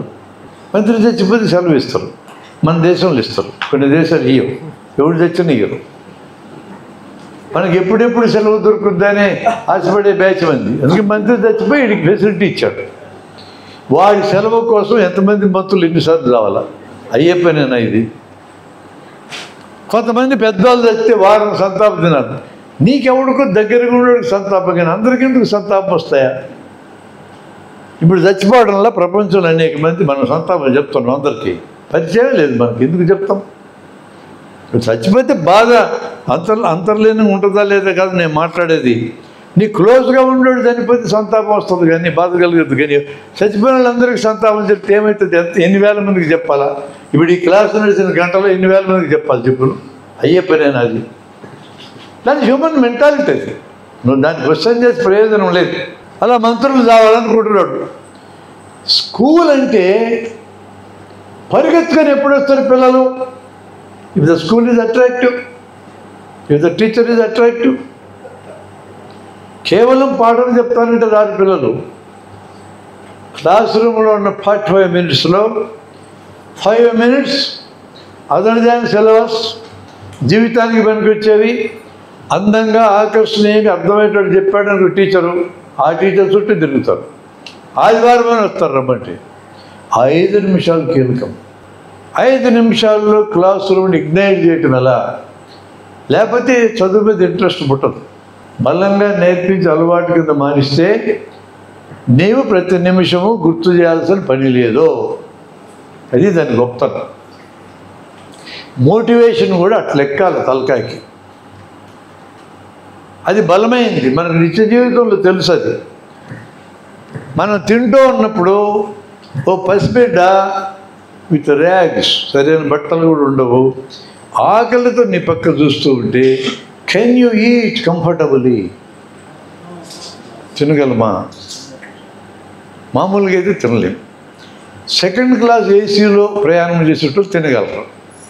ఏంటది? వాళ్ళు ఎవడు తింటున్నాడో ఎవడు సత్తున్నాడో బతుకున్నాడో పట్టించుకొని బేచేది. కుండలు బిర్యానీ తెచ్చుకొని తింటారు వాళ్ళు, పక్కడికి ఆఫరే చేయరు. Second class upper middle class ఎక్కువ పోతూ ఉంటారు.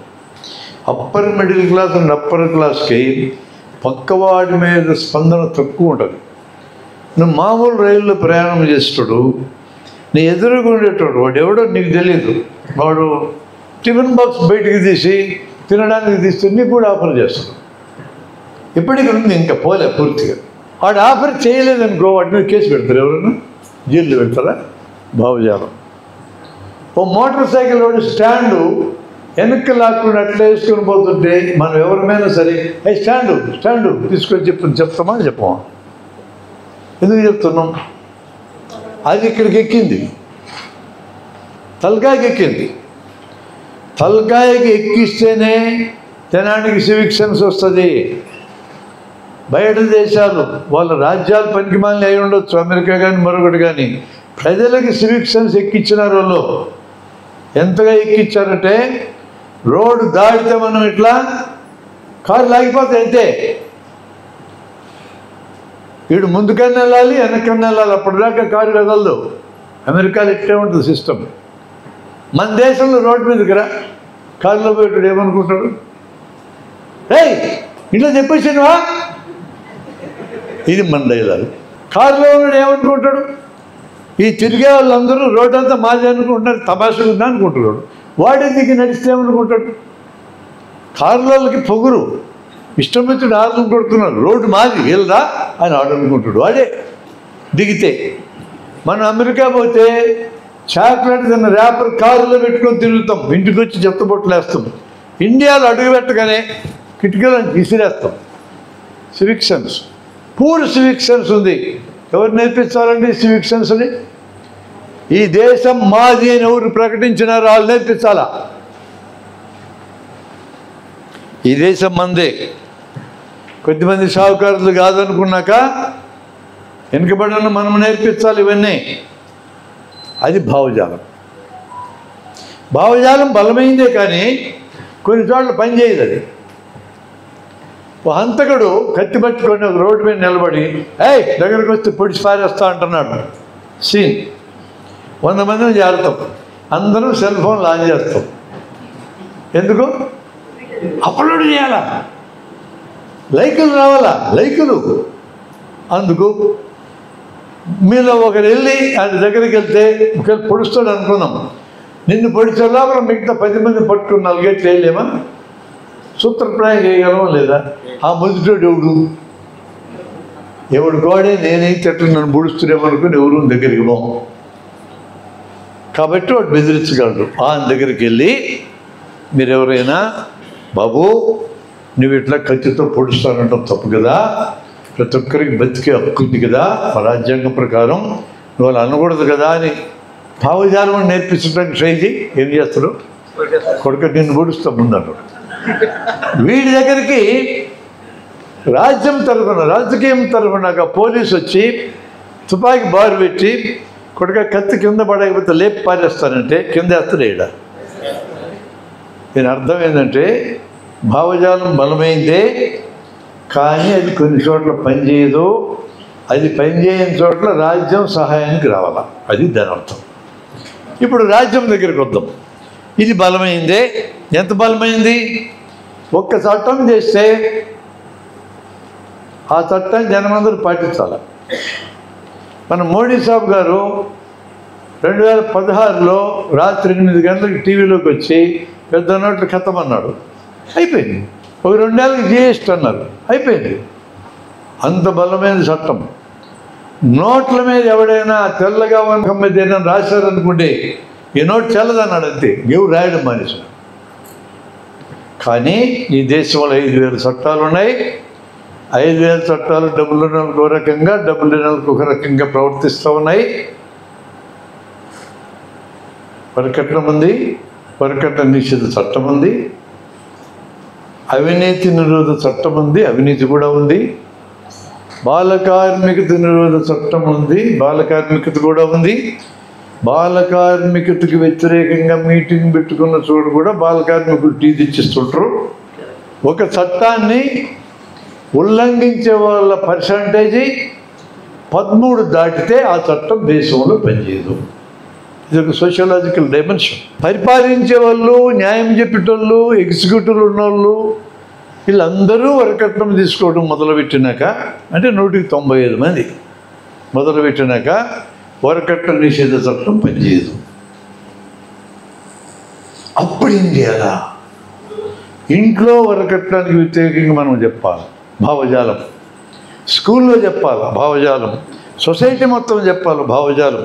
నిరంతరం ఇలా భావజాలం అన్ని ఏరియాల్లో ఎక్కించడం మొదలెడితే తలకాయకి కొన్నాళ్ళు అయినాక వరకట్నం తీసుకోకూడదు అనే వాళ్ళ సంఖ్య పెరిగితే ఈ అలవాటు పోతుంది. సింపుల్ ఇది. అందుకనే నేను సారాంశం ఏం చెప్తున్నానంటే, భావజాలము రాజ్యము దేనికిదే బలమైనవే. రాజ్యం బలహీనంగా ఉంటే భావజాలం బలహీనంగా ఉన్న రాజ్యం ఒకదానికి కూడా సహాయానికి రావాలా. ఇది ఏ దేశంలోనైనా పరిపాలన సాగాలంటే ఇదే మెథడో, మీకు థర్డ్ మెథడ్ లేనేది. ఏం పని చేయాలన్నప్పుడు ఇప్పుడు మనం రంగంలోకి వచ్చాం. రాజ్యాధికారం పరిపాలనకు కీ లాంటిది, దేశం బాగుపడటానికి కీ లాంటిది ఒక స్టేట్మెంట్. ఒక్కడొక్కడు పరిపాలనలోకి పోతే మనకు మిగలనీరు. పట్టుకుంటే రాష్ట్రాన్ని పట్టుకోవాలా, లేదంటే దేశాన్ని పట్టుకోవాలా, అంతకంటే చిన్నది పని చేయదు. నా స్టేట్మెంట్ అది, మీరు ఆలోచించుకోండి. పట్టుకుంటే ఒక రాష్ట్రాన్ని పట్టుకోవాలి, మినిమం అది. ఒక సర్పంచ్ అయ్యే లాభం లేదు, ఒక ఎంపీటీసీ లాభంలా, జెడ్పీటీసీ లాభంలా, ఎమ్మెల్యే కూడా దానికి. ఎమ్మెల్యే అయితే ఆడు సంపాదించుకోగలడు, జనానికి మేలు చేయలేడు. ఒక ఎమ్మెల్సీతో మాట్లాడాను నేను, ఏం చేస్తున్నావా ఎమ్మెల్సీ అని కదా అంటే, ఏం చేసేది ఏముందన్నా పైరవీలు చేస్తున్నా అన్నాడు. పైరవీలు చదువుతున్నవా? ఇదివరకు చదివాడు కదా అన్నా. ఎప్పుడో సంక్రాంతికి పోయింది అన్నాడు. చదువు ఎప్పుడో పోయింది అన్నాడు. ఎవరికి పైరవీలు చేస్తున్నావు అన్నా? ఎవరికేముంది, మన వాళ్ళకే అన్నాడు. బయట వాళ్ళు కూడా కాదు. ఏ రాజకీయ పార్టీ పక్షాన అది అనుకుంటే ఈయన నడిపించి ఎమ్మెల్సీ చేసిందో ఆ పార్టీలో పనులు చేర్చుకోవడానికి వస్తున్నారు. ప్రజలకి మేలు చేయాలనే ఉద్దేశంతో ఏర్పడ్డ పార్టీ కదా అది.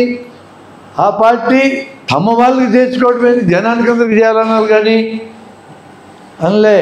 అందుకనే ఒక్కొక్కరు వెళ్ళి నేను ఎమ్మెల్యే అవుతా అంటే చాలదండి.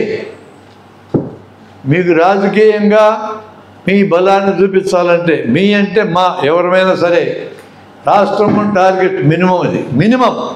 ఇప్పుడు అంతా ఒకే దేశం, ఒకే మతము, ఒకే ఎన్నిక, ఒకే భాష ఇవన్నీ వచ్చినాక నీకు రాష్ట్రం కూడా చాలదు, నువ్వు దేశాన్నే పట్టుకోవాలా.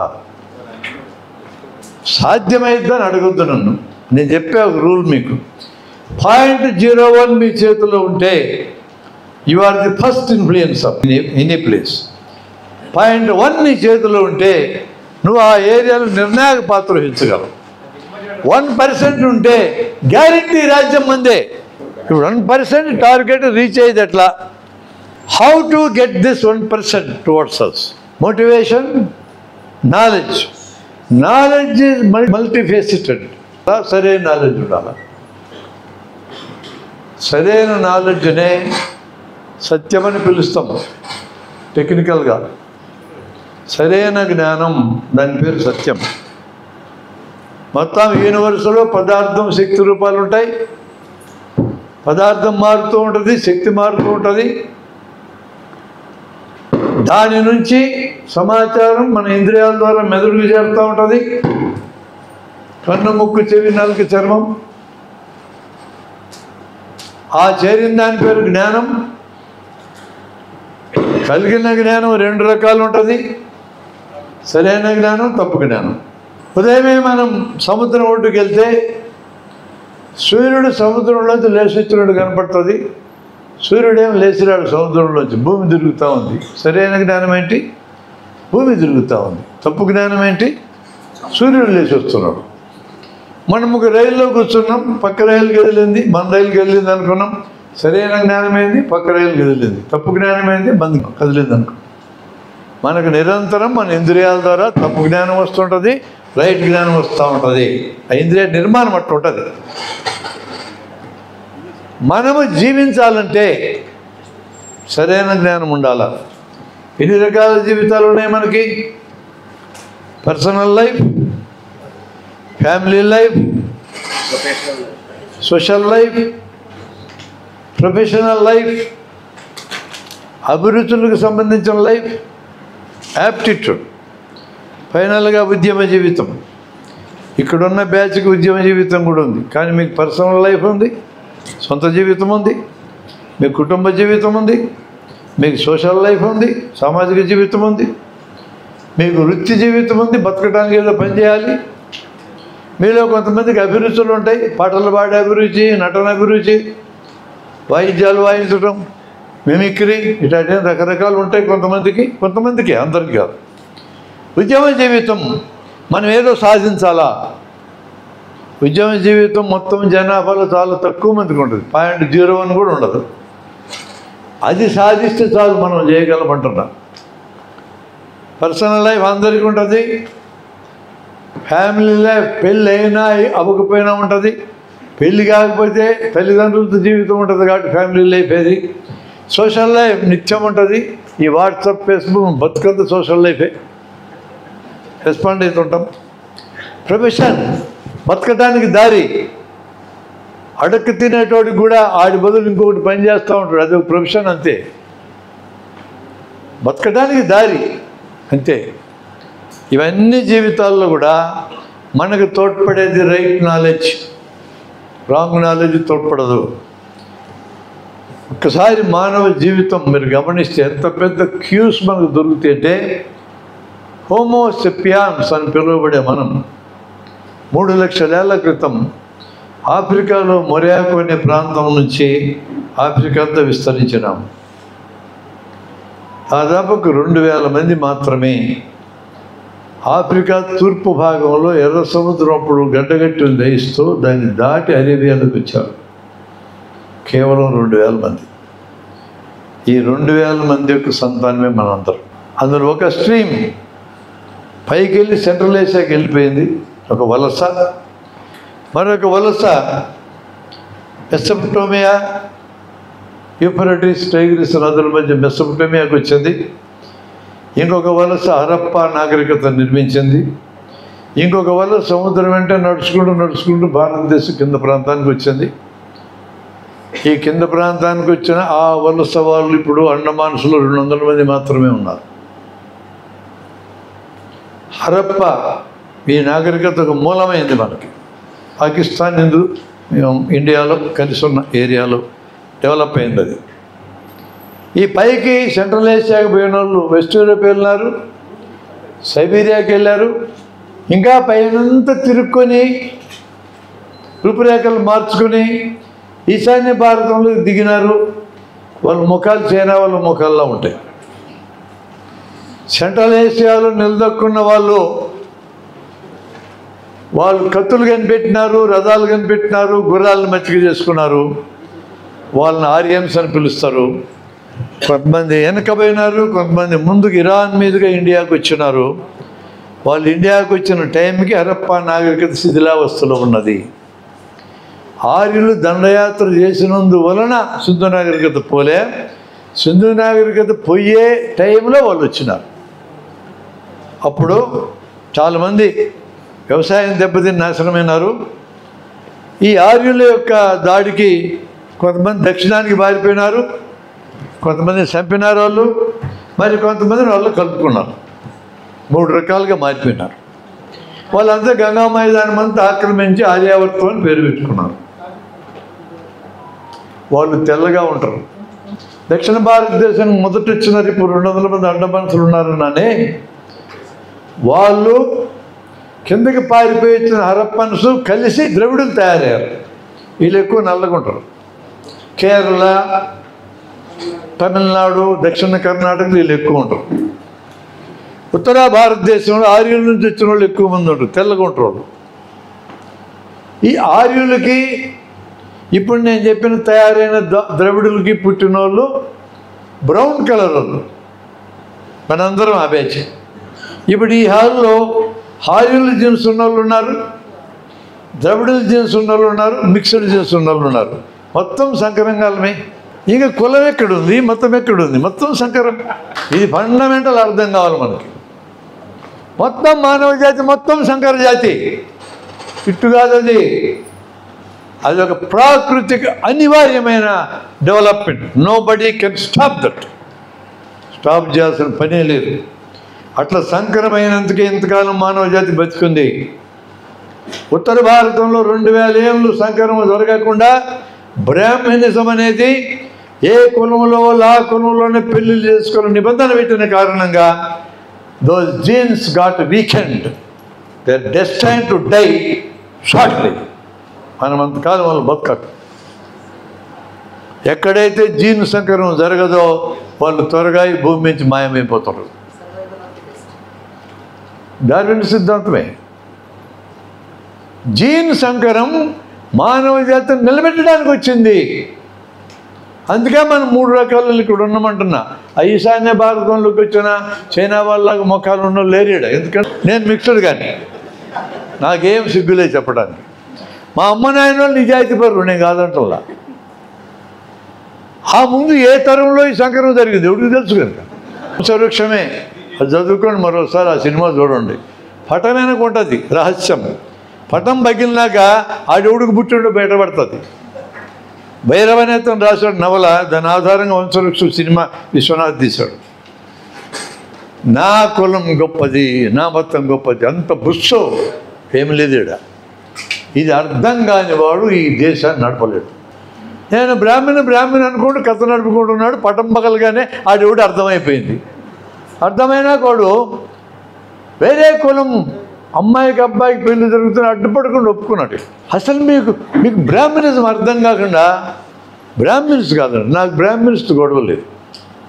బ్రాహ్మణిజంతో నాకు ప్రాబ్లం ఉంది.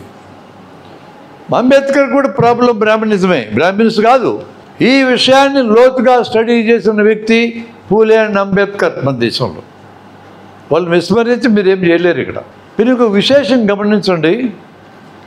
అంబేద్కర్ జీవితం అంతా అత్యంత అడుగునున్న అస్పృశ్యులుగా మార్చబడిన, ఊరి చివరికి నెట్టబడిన వాళ్ళ జీవితాల కోసం పనిచేసినాడా లేదా?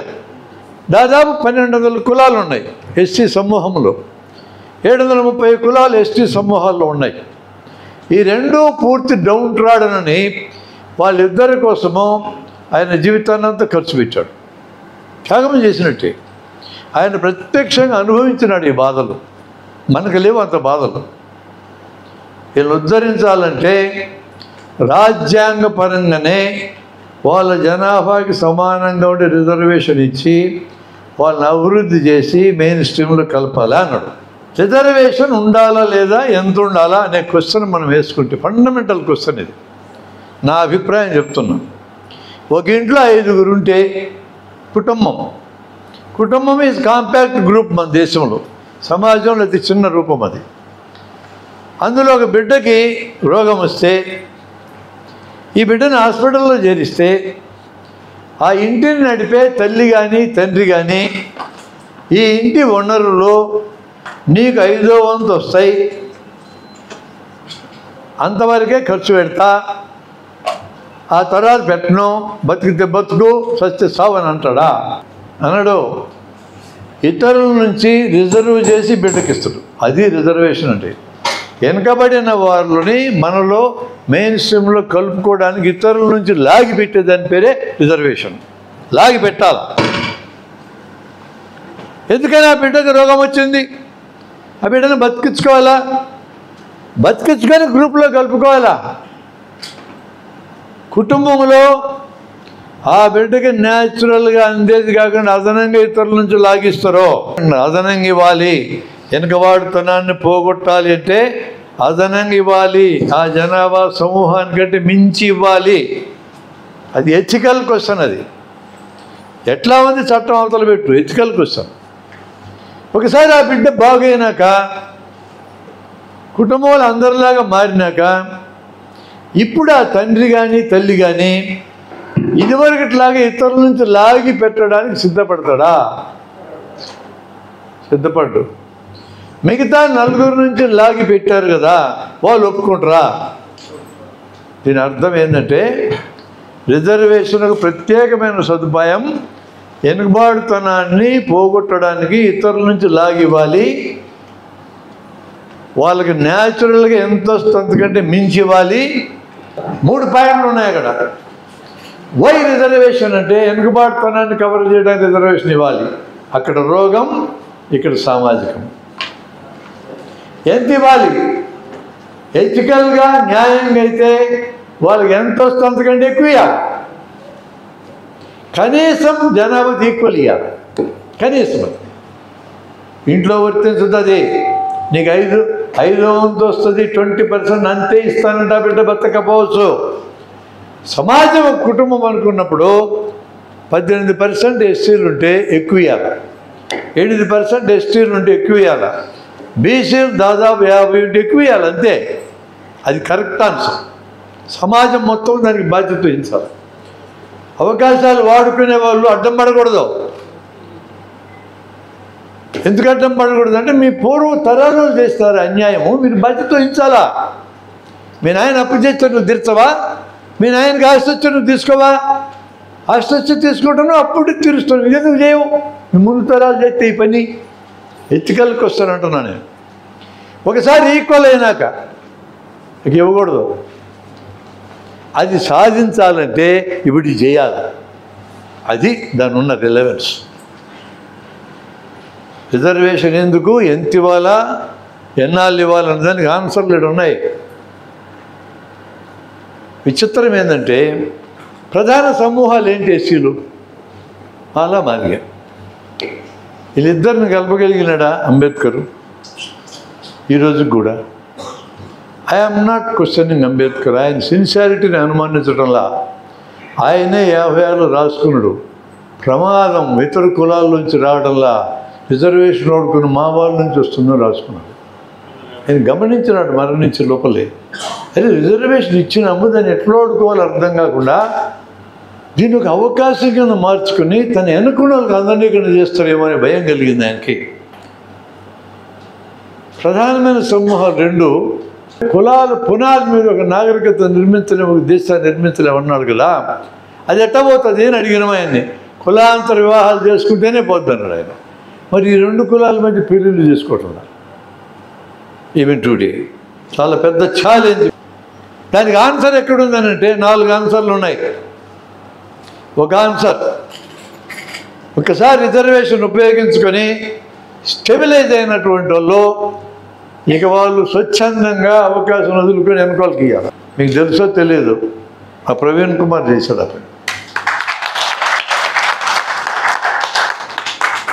మీకు కనపడరు ఉదాహరణలకి.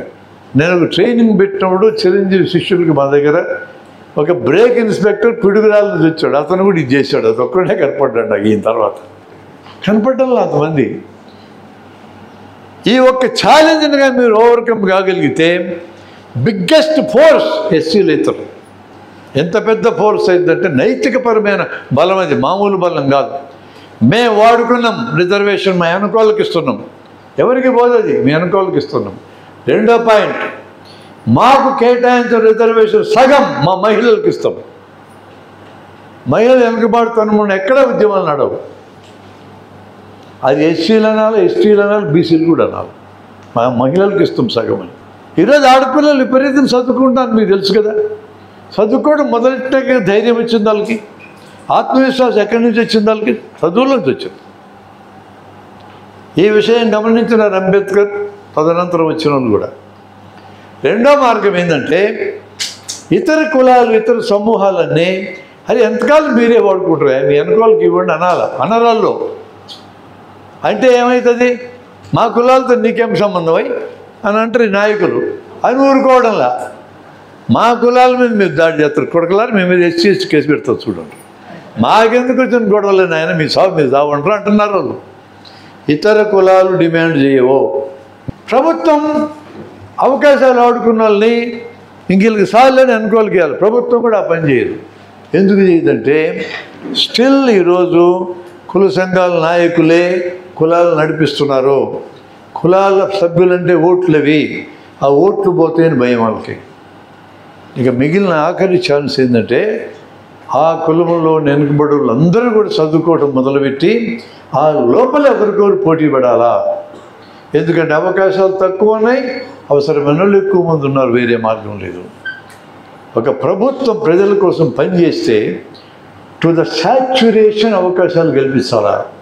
చదువుకున్న ప్రతి ఒక్కడికి ఉద్యోగం రాదు, ప్రతి ఒక్కడికి ఉపాధి ఉండాలా. ఈ ఎయిమ్ లేకపోతే మీరు రాజ్యాధికారం తీసుకుని దండగా.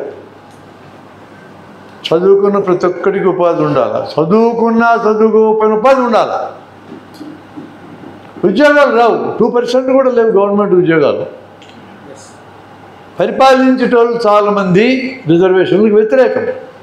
వాళ్ళు సులభంగా చేయడానికి ఏం చేస్తారు, రిజర్వేషన్ వద్దని అనుకుంటా ప్రభుత్వ సంస్థలన్నింటినీ ప్రైవేటు పరం చేసేసామనుకో పీడ అవుతుంది, పని చేస్తారు. ప్రైవేట్లో లేదు రిజర్వేషన్, అప్పుడు మీ డిమాండ్ ఎట్లా ఉండాలి, ప్రైవేట్ సంస్థలన్నింటినీ రిజర్వేషన్ ఉండాలి, మీరు గొడవ పెట్టాలి. ఇంకంతే. బీసీలు కానీ ఎస్సీలు ఎస్టీలు ప్రైవేట్ సంస్థలు కూడా రిజర్వేషన్ ఉండాలా.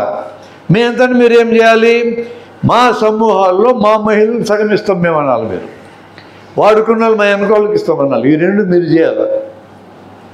మీరు డిమాండ్ చేయాల్సింది గవర్నమెంట్ మీద, ప్రైవేట్ సంస్థలకు రిజర్వేషన్ ఇవ్వని అడగాలి. ఈ మార్పు రాకుండా ఇప్పుడున్న సోషల్ మ్యాట్రిక్స్ని కదిలించలేము. అంత ప్రమాదకరంగా సోషల్ మ్యాట్రిక్స్ తయారైంది. లోతుగా చూడాల్సిన విషయాలేని. అందుకని ఏమీ అని హెడింగ్ కింద ఇన్ని విషయాలు ఉన్నాయి. మార్కులు ర్యాంకులు, ఇది ముందు అర్థం కావాలి. ఈరోజు సిస్టమ్ అంతా మార్కులు ర్యాంకులు అంటే పరిగెత్తిస్తూ ఉంది. పోయిన సంవత్సరం ఆంధ్రలో ఎస్ఎస్సిలో ఒక అమ్మాయికి 600 వచ్చినాయి.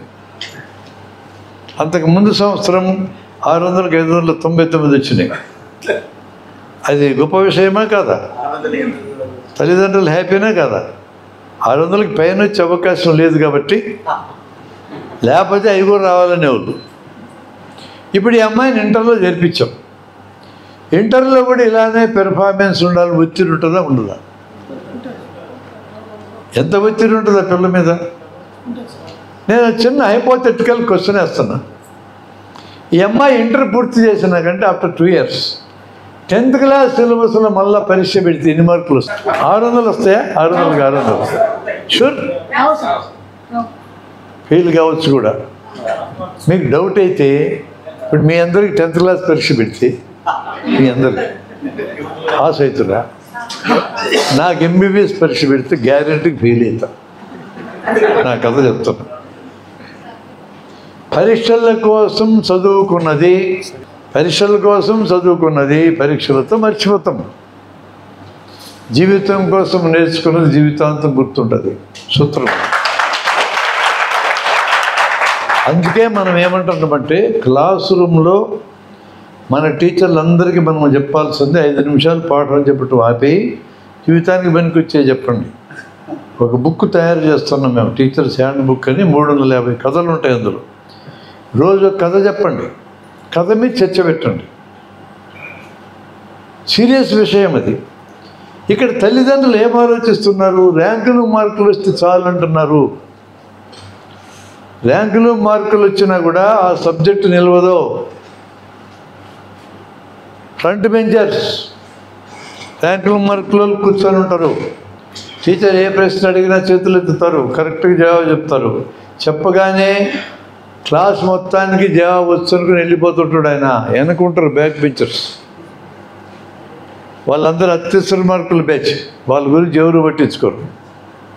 ఇద్దరు పట్టించుకోడు, అమ్మ నాన్న కూడా పెద్ద పట్టించుకోరు. అది అర్థమైనాక వాళ్ళకి మా జీవితాన్ని మేమే నిర్మించుకోవాలని అనుకున్న వాళ్ళు నిలబడతారు. భయపడి పారిపోయేటోళ్ళు లేచిపోతారు.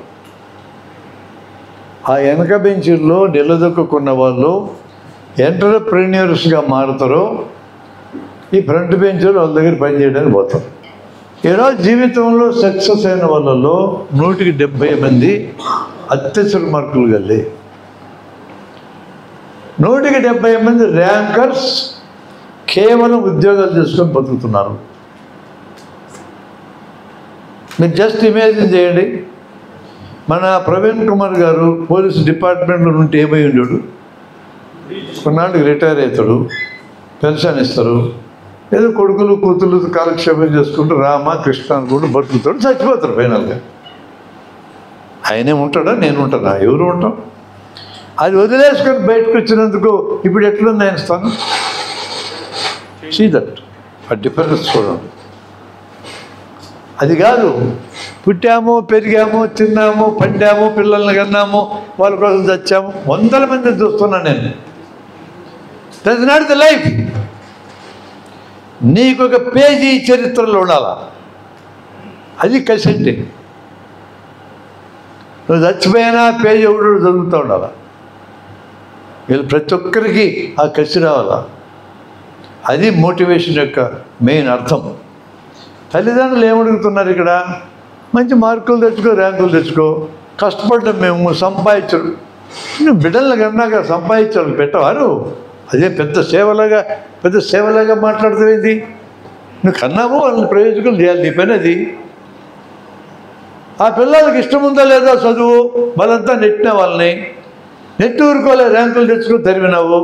ఇంత తెచ్చుకుంటే ఏమవుతుందంటే ఆ అత్యవసర మార్కులు వాళ్ళ దగ్గర పోయి పనిచేయాలి. అది చివరికి జరిగేది. తల్లిదండ్రులు మేము డాక్టర్ కాలేకపోయినావు, నువ్వు డాక్టర్ కావాలన్నా, మేము ఇంజనీర్ కాలేకపోయినావు, నువ్వు కావాలన్నా, ఇవన్నీ ఎమోషనల్ బ్లాక్మెయిల్ భాగం. మీరు తల్లిదండ్రులు అయితే ఆ పని చేయగలండి. పిల్లల్ని సహజంగా పెరగనివ్వండి. సహజంగా మన పిల్లలు గొప్ప వాళ్ళు అవుతారు. మనము కోరుకున్నట్టు వాళ్ళు పెరగాలనుకుంటే మాత్రం వాళ్ళు బడుద్దాయిలు అవుతారు. వాళ్ళు ఎట పెరగాలనుకుంటారో జస్ట్ గివ్ సపోర్ట్, అద్భుతమైన పిల్లలు అవుతారు. కొత్త వాళ్ళని సంపాదించేది ఎట్లా? ఇప్పుడు మీరు ఒకసారి మిమ్మల్ని చూసుకోండి. How you came in to this. గొప్ప సబ్జెక్ట్ ఉన్నందుకు కాదు మనం వచ్చేది. ఇప్పుడు ఒక వ్యక్తి మీద గురి ఉంటుంది, అట్లా బయలుదేరుతాం మనం. తరువాత మీకు థియరీ అర్థమవుతుంది. మొదట ఎవరో ఒకరి మీద బలమైన నమ్మకం ఉంటుంది. నమ్మకం నడిపిస్తుంది మనిషిని. నమ్మకం అనగానే మనకు తెలియని విషయం, మనకు తెలియదు. ఇంకా అది బలంగా స్వీకరించినాము. ఎక్కడి నుంచి వచ్చిందో ఆ సోర్స్ మీద మనకు గురింది. అట్లా నమ్మకాలు తయారవుతాయి. నమ్మకం అనగానే అది ఇంకా టెస్ట్ చేయబడలేదు. మనం దిగినాక ఇది కరెక్ట్ అని మన అనుభవంలో తేల్చుకున్నాక అది నిలబడతాం, అక్కడ నిలబడతాం. మాలాంటి వాళ్ళు అందరము ఉద్యమాల్లోకి వచ్చింది వ్యక్తులను చూసే వచ్చినాం. ఆ వ్యక్తి మమ్మల్ని ఇగ్నైట్ చేస్తాం. తర్వాత ఇగ్నిషన్ కంటిన్యూ చేసుకునే పని మందే. ఇగ్నిషన్ స్టార్టింగ్ పనికి వస్తుంది. ఇగ్నిషన్ అంటే అది ఫైర్ కొనసాగాలంటే నీలో ఉండాలి. అది కొత్త ఎడ సంపాదించుకోవచ్చు. కొన్ని టెక్నికల్ చెప్తా చూడు. మీ ఫోన్లో ఎన్ని నెంబర్లు ఉంటాయి? 100 చాలే నాకు. ఈ 100 మంది మీద మీరు దృష్టి పెడితే 100 మంది లేరనుకో, ఫస్ట్ నీ కాంటాక్ట్స్ డిలీట్ చేయి. ఎందుకు ఆ కాంటాక్ట్స్? పనికొచ్చేటప్పుడు 100 మంది కూడా లేకపోతే మీ ఇంట్లో శుభకార్యం జరిగితే పిలిచి మేపడానికే? పెళ్ళి అయితే అందరిని పిలుస్తాగా, గుంపుల్ని. అందరు కడుపు నిండి సన్నాసులేగా, వాళ్ళందరూ మనం బిట్టి మేపాలనా? మళ్ళీ డబ్బు దండగా. పెళ్ళిళ్ళకి ఎంతెంత ఖర్చు పెడుతున్నాం. హార్ట్ ఎరడం అనేది మీ కాంటాక్ట్ లిస్టులో నీ ఉద్యమానికి పనికొచ్చేటప్పుడు 1% కూడా లేకపోతే నీకు ఆ కాంటాక్ట్ లిస్ట్ దండగా. కాబట్టి మీరు ముందు ఏం చేయాలంటే ఇక్కడి నుంచి వెళ్ళినాక కాంటాక్ట్ లిస్ట్ అని తెచ్చి, అరే మన ప్రయత్నం చేస్తే పనికొస్తారు అనుకునే వాళ్ళని ఒక లిస్టు తయారు చేయి. ఈ లిస్టులో కొంతమంది మీకు డొనేషన్లు ఇవ్వడానికి పనికొస్తారు, ఇది దేనికి పనికిరాదు. కొంతమంది నువ్వు ఏదైనా కార్యక్రమం ఇస్తే అటెండ్ కావడానికి పనికొస్తారు. కొద్దిమంది నీతో బలమైన స్నేహం ఉన్నటువంటి వాళ్ళు నీకు ఉద్యమానికి తోడ్పడతారు. స్నేహము అంటే 3 పాయింట్ల చుట్టూ తిరుగుతుంది. స్నేహితుడి మధ్య నీకు మధ్య జరిగిన సంభాషణలు బయటకు పోకూడదు. ఫస్ట్ కాన్ఫిడెన్షియాలిటీ, అది లేని చోట స్నేహం బతకదు. తప్పు చెప్పాడు, రైట్ చెప్పాడు కాదు, కాన్ఫిడెన్షియాలిటీ మెయింటైన్ కావాలి. ఎక్కడన్నా మాట్లాడాలి అంటే అవతల వ్యక్తి పర్మిషన్ లేకుండా మీరు మాట్లాడకూడదు. రెండవ ఇంపార్టెంట్ పాయింట్, స్నేహితుడికి మనం తోడ్పడాలా. డబ్బు అవసరమైతే చేతనైతే ఇవ్వాలా. ఏదైనా మాట సాయం కావాలా, చేయాలా. ఏమీ చేయలేవు, అర్థమైంది. డబ్బు ఇవ్వలేవు, వాడి సమస్యను పరిష్కరించలేవు, ఓకే. కానీ నేను వాడి పక్కన ఉండాలా. ఏం చేయలేకపోయినా పక్కన ఉండాలా. నేను నీకున్నాను అనే భరోసా ఇవ్వడమే స్నేహంలో రెండవ ముఖ్యమైన అంశం. ఇక మూడవ ముఖ్యమైన విషయం ఏంటంటే నీ స్నేహితుడు స్నేహితురాలు తప్పు చేస్తుందని నీకు అనిపించినా, నష్టపోతున్నారని నీకు అనిపించినా ఓపెన్గా చెప్పాలా. అవతల వాళ్ళకి ఇష్టం లేదు అయినా చెప్పాలా. ఈ 3 కండిషన్స్ ఉన్న చోటనే స్నేహం ఉంటుంది. అటువంటి వాళ్ళు నీ లిస్టులో ఎంతమంది ఉన్నారో ఎత్తుకండి. మరి వీళ్ళకి ఎట్లా దగ్గర కావాలి? నేరుగా వాళ్ళ ఇంటికి పోండి. ఫోన్ ద్వారా కాదు, వాట్సాప్ మెసేజ్ కాదు, ఫిజికల్గా పోండి. ఎవరు ఎట్టొచ్చినావు అని అంటున్నాడు. పొరపాటును కూడా ఈ దారిని పోతూ ఉంటే నువ్వు గుర్తొచ్చినావు అందుకుని వచ్చిన అనొద్దు. నీ కోసమే వచ్చినానండి, నా కోసమే వచ్చావని. కానీ పెద్ద గుర్తింపు అది మనిషికి. కూర్చోబెడతాడు, టీ ఇస్తాడు, కాఫీ ఇస్తాడు. ఎవరు ఎట్లొచ్చినావు అంటాడు. ఒక లెవెల్ చూసుకో. ఈ డొనేషన్ ఇచ్చే లెవెలా, మీటింగ్కి వచ్చే లెవెలా, కార్యకర్తగా మారే లెవెలా. ఆ లెవెల్ని బట్టి వాటితో సంభాషణ చేయి, కంటిన్యూ చేయడాన్ని. ఎవడన్నా బుక్కి మీటింగ్లు పిలువు, గుర్తించండి. గుర్తించడం చాలా important. We have to learn it from other people also. ఆర్ఎస్ఎస్లో ప్రతిరోజు ఉదయం ఎక్సర్సైజ్ చేయిస్తారు. ఒక అతను 4 రోజులు వరుసగా ఎక్సర్సైజ్కి రాలే. వాడు రోజు పిలుచుకెళ్ళేవాడు ఇంటికి వెళ్ళాడు. వాళ్ళ అమ్మ ఉంది, ఏమ్మా మనోడు రావట్లేదు, పొద్దున్న ఎక్సర్సైజ్ చేయాలా, రాలేదని అంటే వాడు ఆసుపత్రిలో చేరినాడయా, జబ్బు వచ్చాడే. వీడు డైరెక్ట్గా ఆసుపత్రికి వెళ్ళిపోయినాడు. వాడు బాగయ్యేదాకా వాడి బాగోగులు పట్టించుకున్నాడు. వాడే తీసుకొచ్చి ఇంట్లో దించాడు బాగైనాక. ఈ రోజు నుంచి ఆ తల్లి వీడు ఎక్సర్సైజ్కి పట్టుకెళ్తుంటే ఒక్క మాట కూడా అనలా. పోనాయనా అన్నొచ్చాడు పో అనడం మొదలెట్టింది. మా వేదికలో ఒక మంచి సింగర్, అద్భుతమైన సింగర్, 30 ఏళ్ళ నాడు నాకు పరిచయమైనాడు. ఆయన్ని కార్యక్రమాలకు పిలిస్తే వచ్చాడు. కొన్నాళ్ళు అయినాక ఎవరో చెప్పినారు అతనికి, వీడు కమ్యూనిస్ట్ నా కూడా గీడు అంటే నేను. వాడు వెంటపోతే జైల్లో పడతామని ఎవడో చెప్తే రావడం మానేశాడు.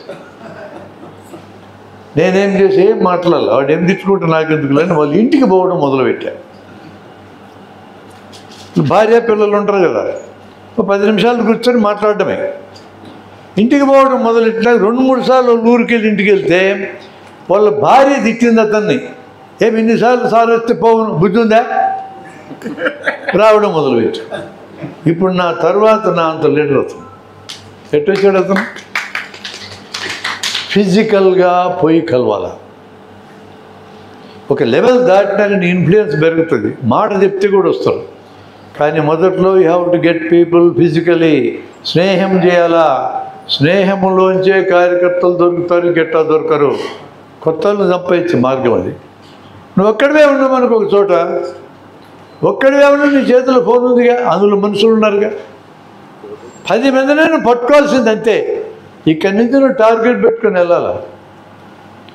టార్గెట్ ఎక్కడి దాకా రీచ్ కావాలని చెప్పాను నేను. 0.01 మొదటిది ఏ ఏరియాలో నువ్వు జీవిస్తా ఏరియాలో ఫస్ట్ టార్గెట్ 0.01, నెక్స్ట్ టార్గెట్ 0.1.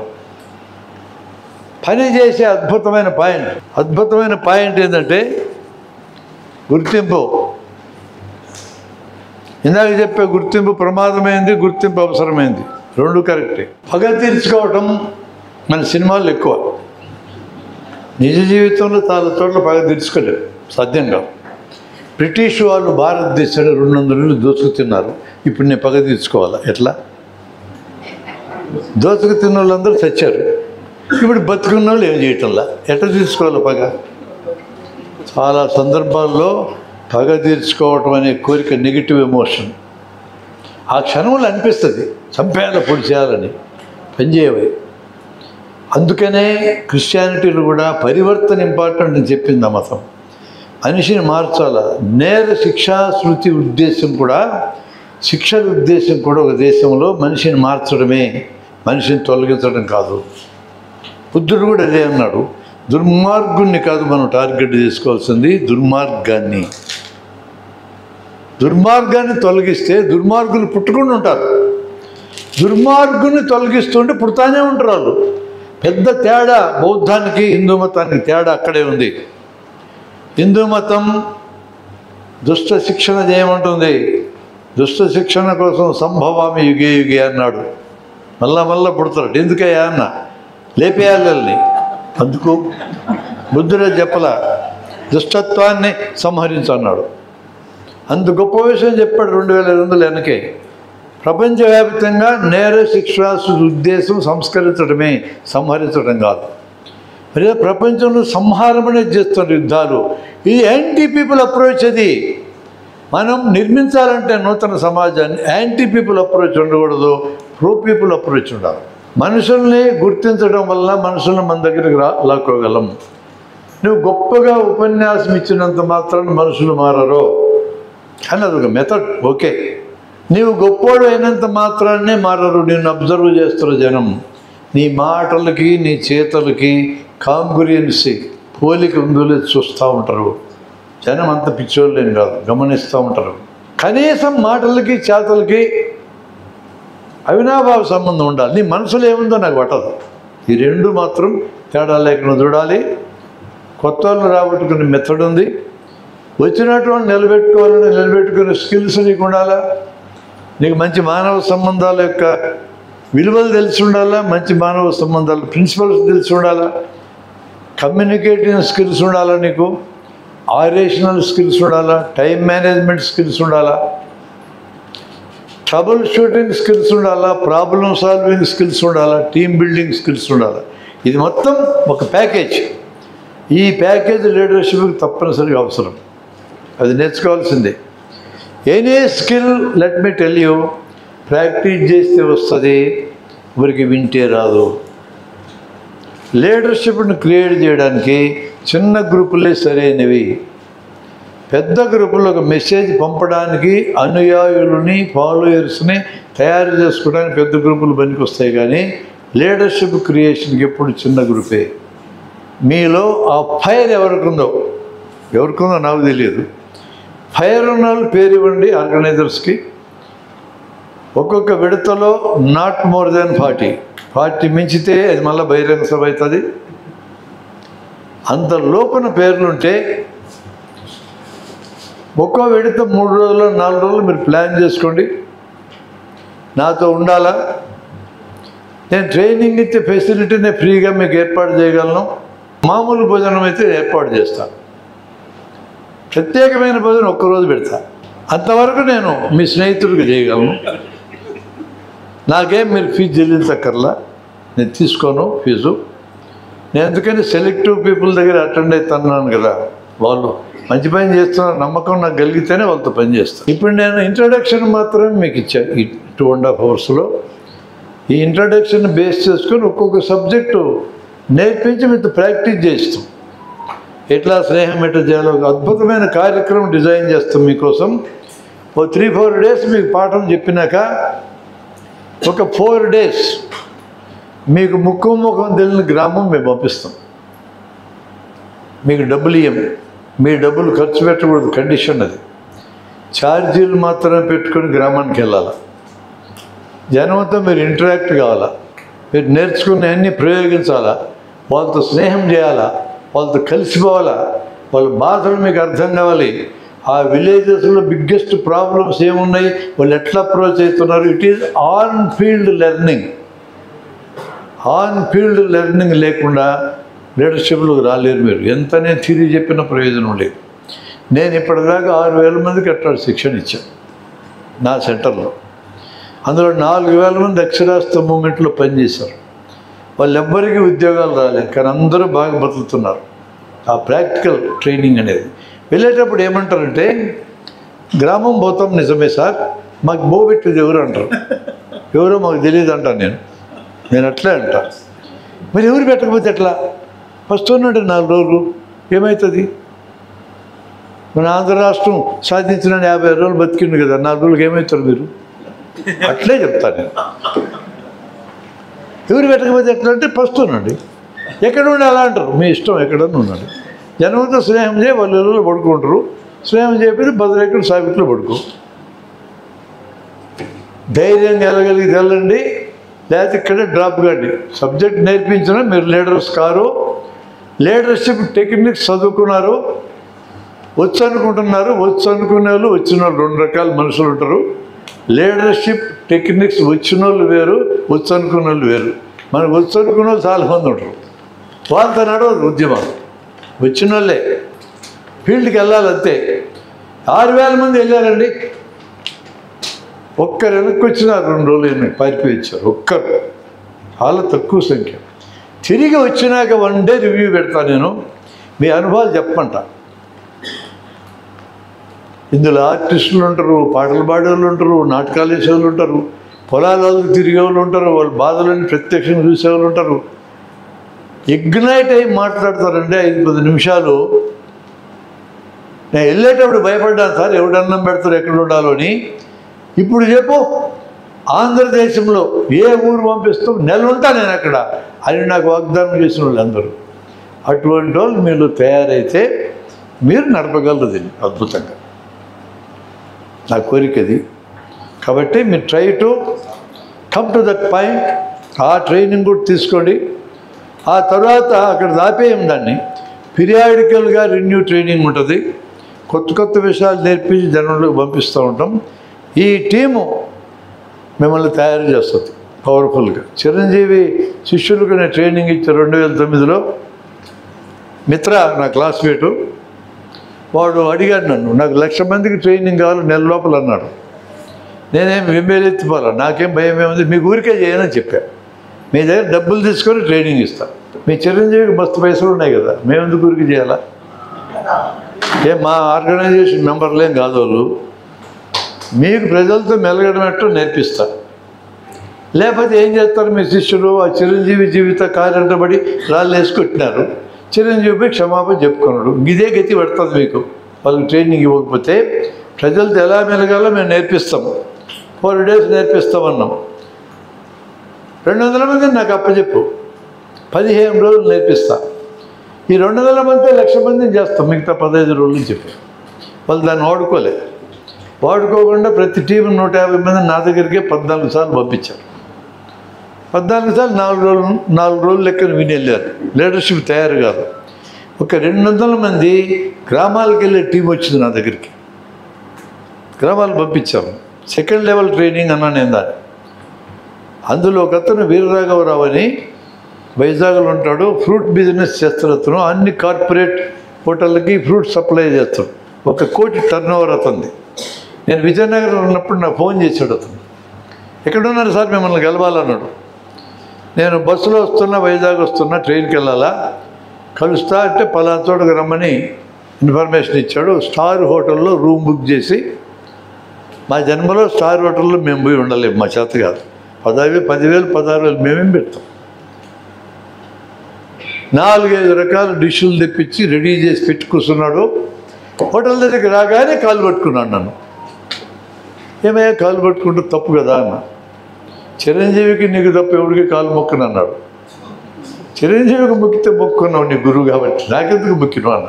నువ్వు అంతకంటే పెద్ద గురువు అని. ఏమైందంటే నేను అన్ని గ్రామానికి పంపించిన. కోటీశ్వరుడు, కోట్లు సంపాదిస్తాడు, 100 కోట్ల పైన ఆస్తులు ఉన్నాయి. నన్ను ఒక నిరుపేద కుటుంబంలో ఉండమన్నావు, ఒక ఎస్సీ కాలనీకి వెళ్ళా, కుటుంబంలోకి వెళ్ళా. అది ఎట్లుంటుందో అర్థమైంది సార్. నేను 8 మంది ఇంట్లో ఉన్నారు, 2 రొట్టెలు చేసుకున్నారు, ఒక్క ముక్క ఒక్కొక్కటి తినాలా. నేను ఆ ఇంటికి పోయినందుకు ఒక ముక్క నాకు ఇచ్చి ఒకరు పస్తున్నారు ఆ ఇంట్లో. అటువంటి అనుభవం నాకు ఇచ్చినావు సార్ నువ్వు అని. ఆ ఇంట్లో పడుకోవడానికి లేదు, వాళ్ళు 8 మంది పడుకోవడానికి చోటు లేదు. నేను గుడి మెట్ల మీద పడుకున్న 3 రోజులు రాత్రుల్లో. ఎవడిస్తారు సార్ నాకు ఇచ్చాడు అనుభవం? ప్రత్యక్షంగా ప్రజలు ఎట్టున్నారు చూసే అనుభవం నాకు ఇచ్చినావు, అందుకు నీకు మొక్కుతున్నా అన్నాడు. ఇప్పుడు చెప్పు, వైజాగ్లో 5,000 మంది మీటింగ్ పెట్టబడవా? ఇప్పుడు అక్కర్లేదు నాకంటే. ఈ మధ్య అంత 6 నెలల క్రితం విద్యార్థులను పంపించాను హుజూరాబాద్లో. దాదాపు 500 మంది విద్యార్థులు గ్రామాలకి. 1 డే నైట్ అక్కడే ఉన్నారు వాళ్ళు. అసలు ఎక్స్పీరియన్స్ వాళ్ళు చెప్తా ఉంటే నేను ఊరికో ఐడియా ఇచ్చా నిర్వాహకులకి. నేను ఆల్రెడీ చేసా కాబట్టి నాకు తెలుసు దాని ఫలితం. ఆడపిల్లల్ని పంపించి రాత్రులు ఇబ్బంది పడతారని వెనక్కి తీసుకురావడానికి బస్సులు పంపిస్తే వాళ్ళు, మేము రామన్నారు ఆడపిల్లలు, మేము ఉంటాం రాత్రి, మాకు ఎక్స్పీరియన్స్ ఉండాలి జనంతో. Such is the great training. ఆ ట్రైనింగ్ ఎక్స్పోజ్ అయినటువంటి వాళ్ళే మీకు బలమైన నాయకులుగా నిలబెడతారు అనేది నాకున్న అభిప్రాయం.